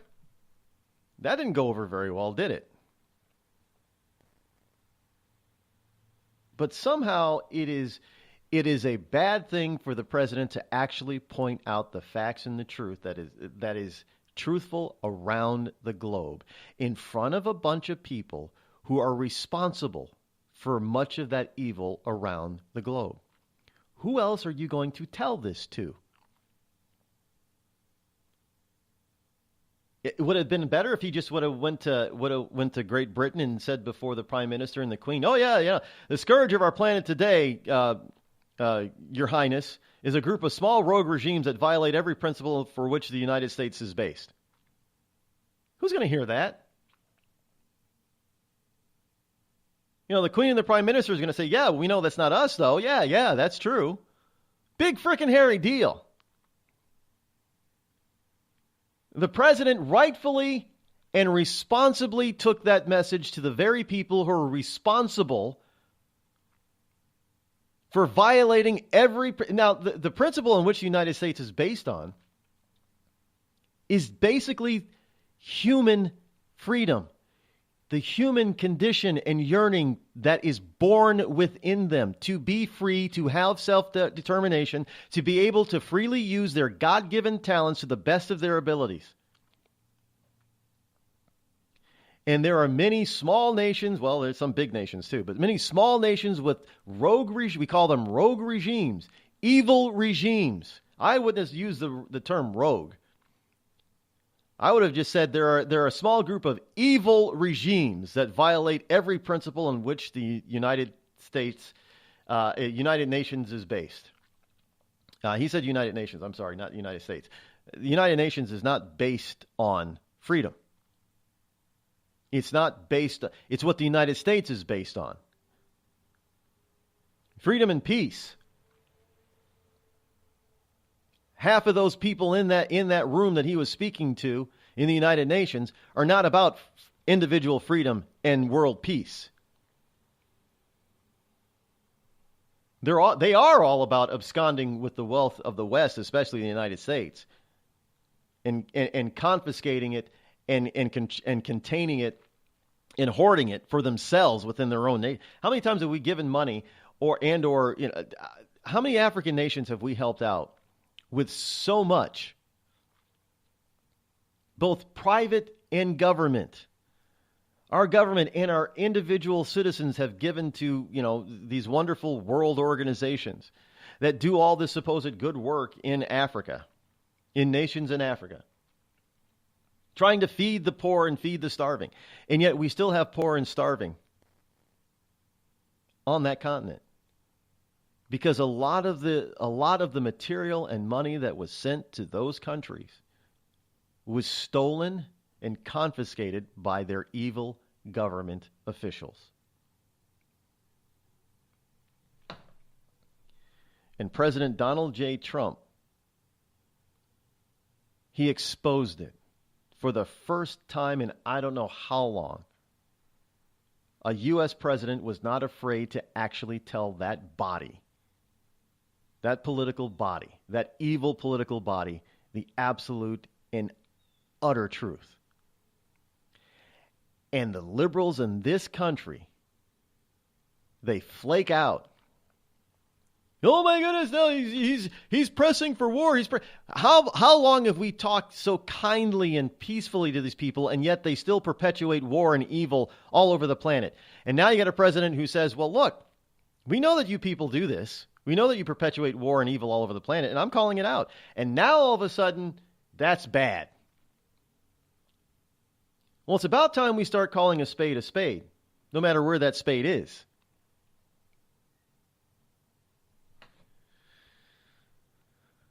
Speaking of spade, and yeah, I can say that, Obama, another liberal wonderkind here. Obama begins his lucrative turn as a Wall Street speaker, and this is even coming from Yahoo News, not a conservative rag. Former President Barack Obama has begun cashing in on his time in the White House with paid Wall Street speeches less than a year after leaving office, a practice which withdrew stinging rebukes for Hillary Clinton during the last year's presidential campaign. Guess how much Obama is being paid for his first speech? According to a person briefed on Obama's planned appearance before a bunch of healthcare people in New York, he's going to be paid about, are you ready for this? $400,000.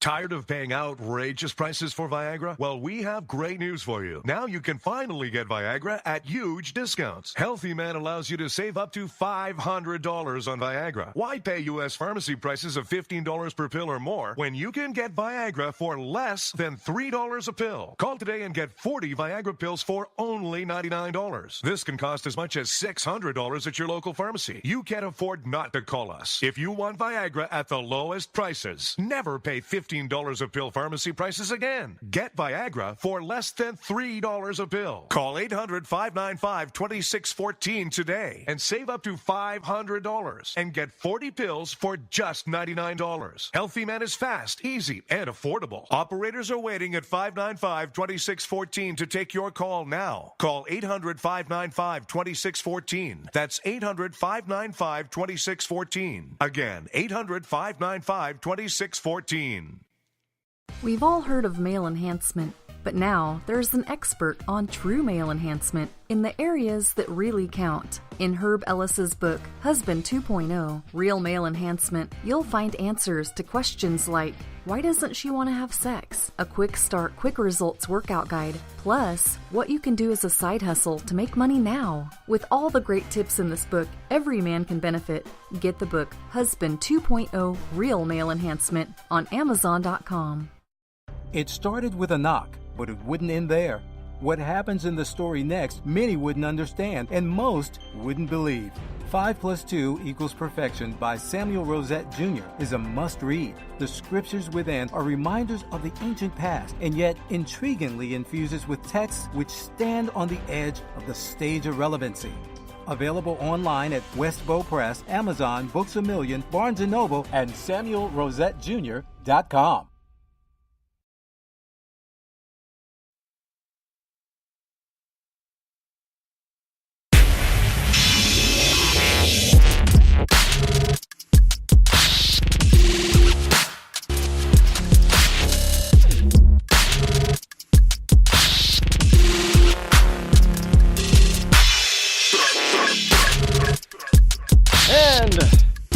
Some more union news here for you, just in case if you don't think that unions are not acting a little bit against what they originally were meant to be. We have a union story here from Bloomberg Business.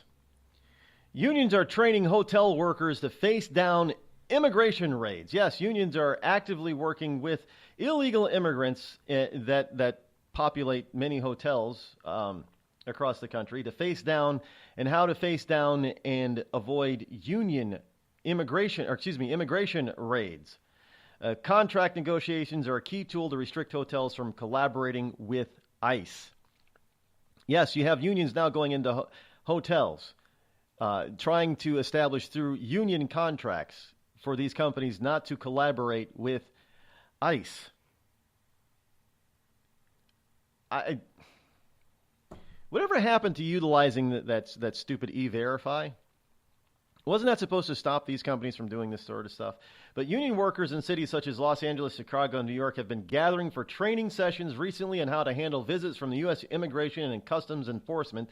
The sessions organized by labor union Unite Here teach workers how to effectively stonewall ICE agents, emphasizing employees' right to refuse to answer questions or show identification.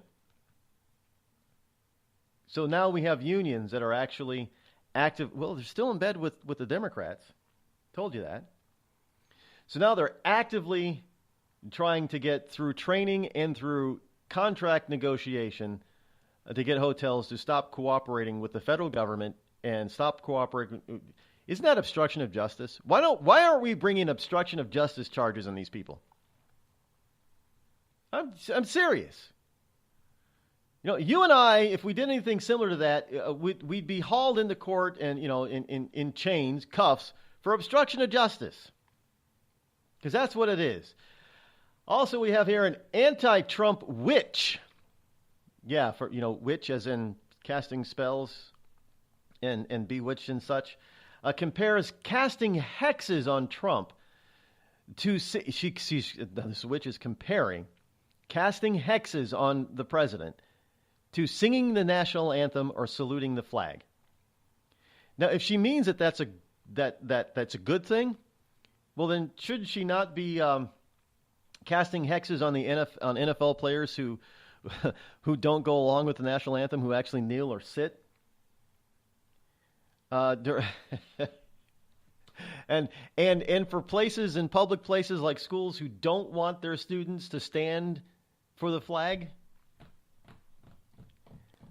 I don't know. She calls herself the Oracle of Los Angeles, and she compared casting spells to singing the national anthem and saluting the flag. And she did it on Tucker Carlson show last night. She's a liberal. Well, I guess a lot of witches are liberals.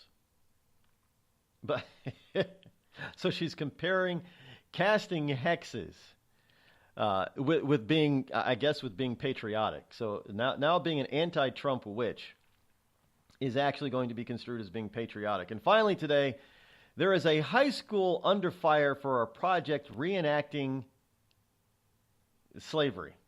Los Angeles, California. In Cerritos, students were forced to participate in a slavery demonstration. They were tied up. The school staff was acting as slave ship captains.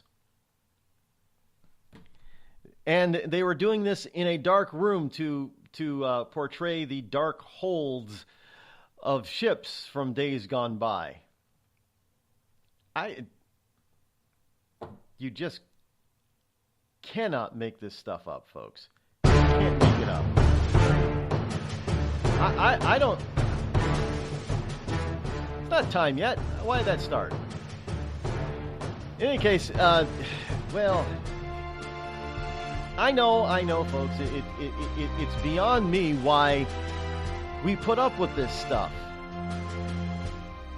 We put up with it from the left. Here they are. They're out there talking to our wonderful students, telling them that what we have is slavery still going on. Seriously. And so they're reenacting it for them. I don't think that's the way slavery really goes by today's standards. But in any case, I am glad that you are here with me today because we are definitely out of time for today, but we'll be back in 21 hours, so don't fret. I'm not going anywhere, God willing. Until then, have a wonderful hump day Wednesday afternoon. We'll see you back here tomorrow. I'm Rod Eccles for The Rod Eccles Show. Don't forget to visit and constantly visit rodeccles.net on a daily basis as the site gets bigger and better daily. I'm out.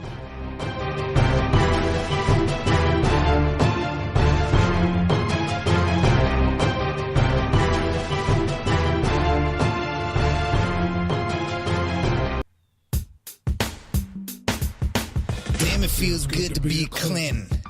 Damn, it feels good to be a Clinton. A shameless politician always plays her cards right. Got a crew for the fight on the airwaves. Lapdogs in the press keep their mouths tight. Cause a Clinton never needs to explain what, why it is what they done or with who. A real Clinton knows that they're entitled, and you don't get to know what they do. What difference does it make? For Clinton, what's loaded in some fat Apple file? A Clinton plays the victim for promotion. A Clinton kills it off with a smile. Damn, it feels good to be a Clinton. A server full of secrets ain't no thing. Damn, it feels good to be a Clinton. Nothing ever hits with the sting.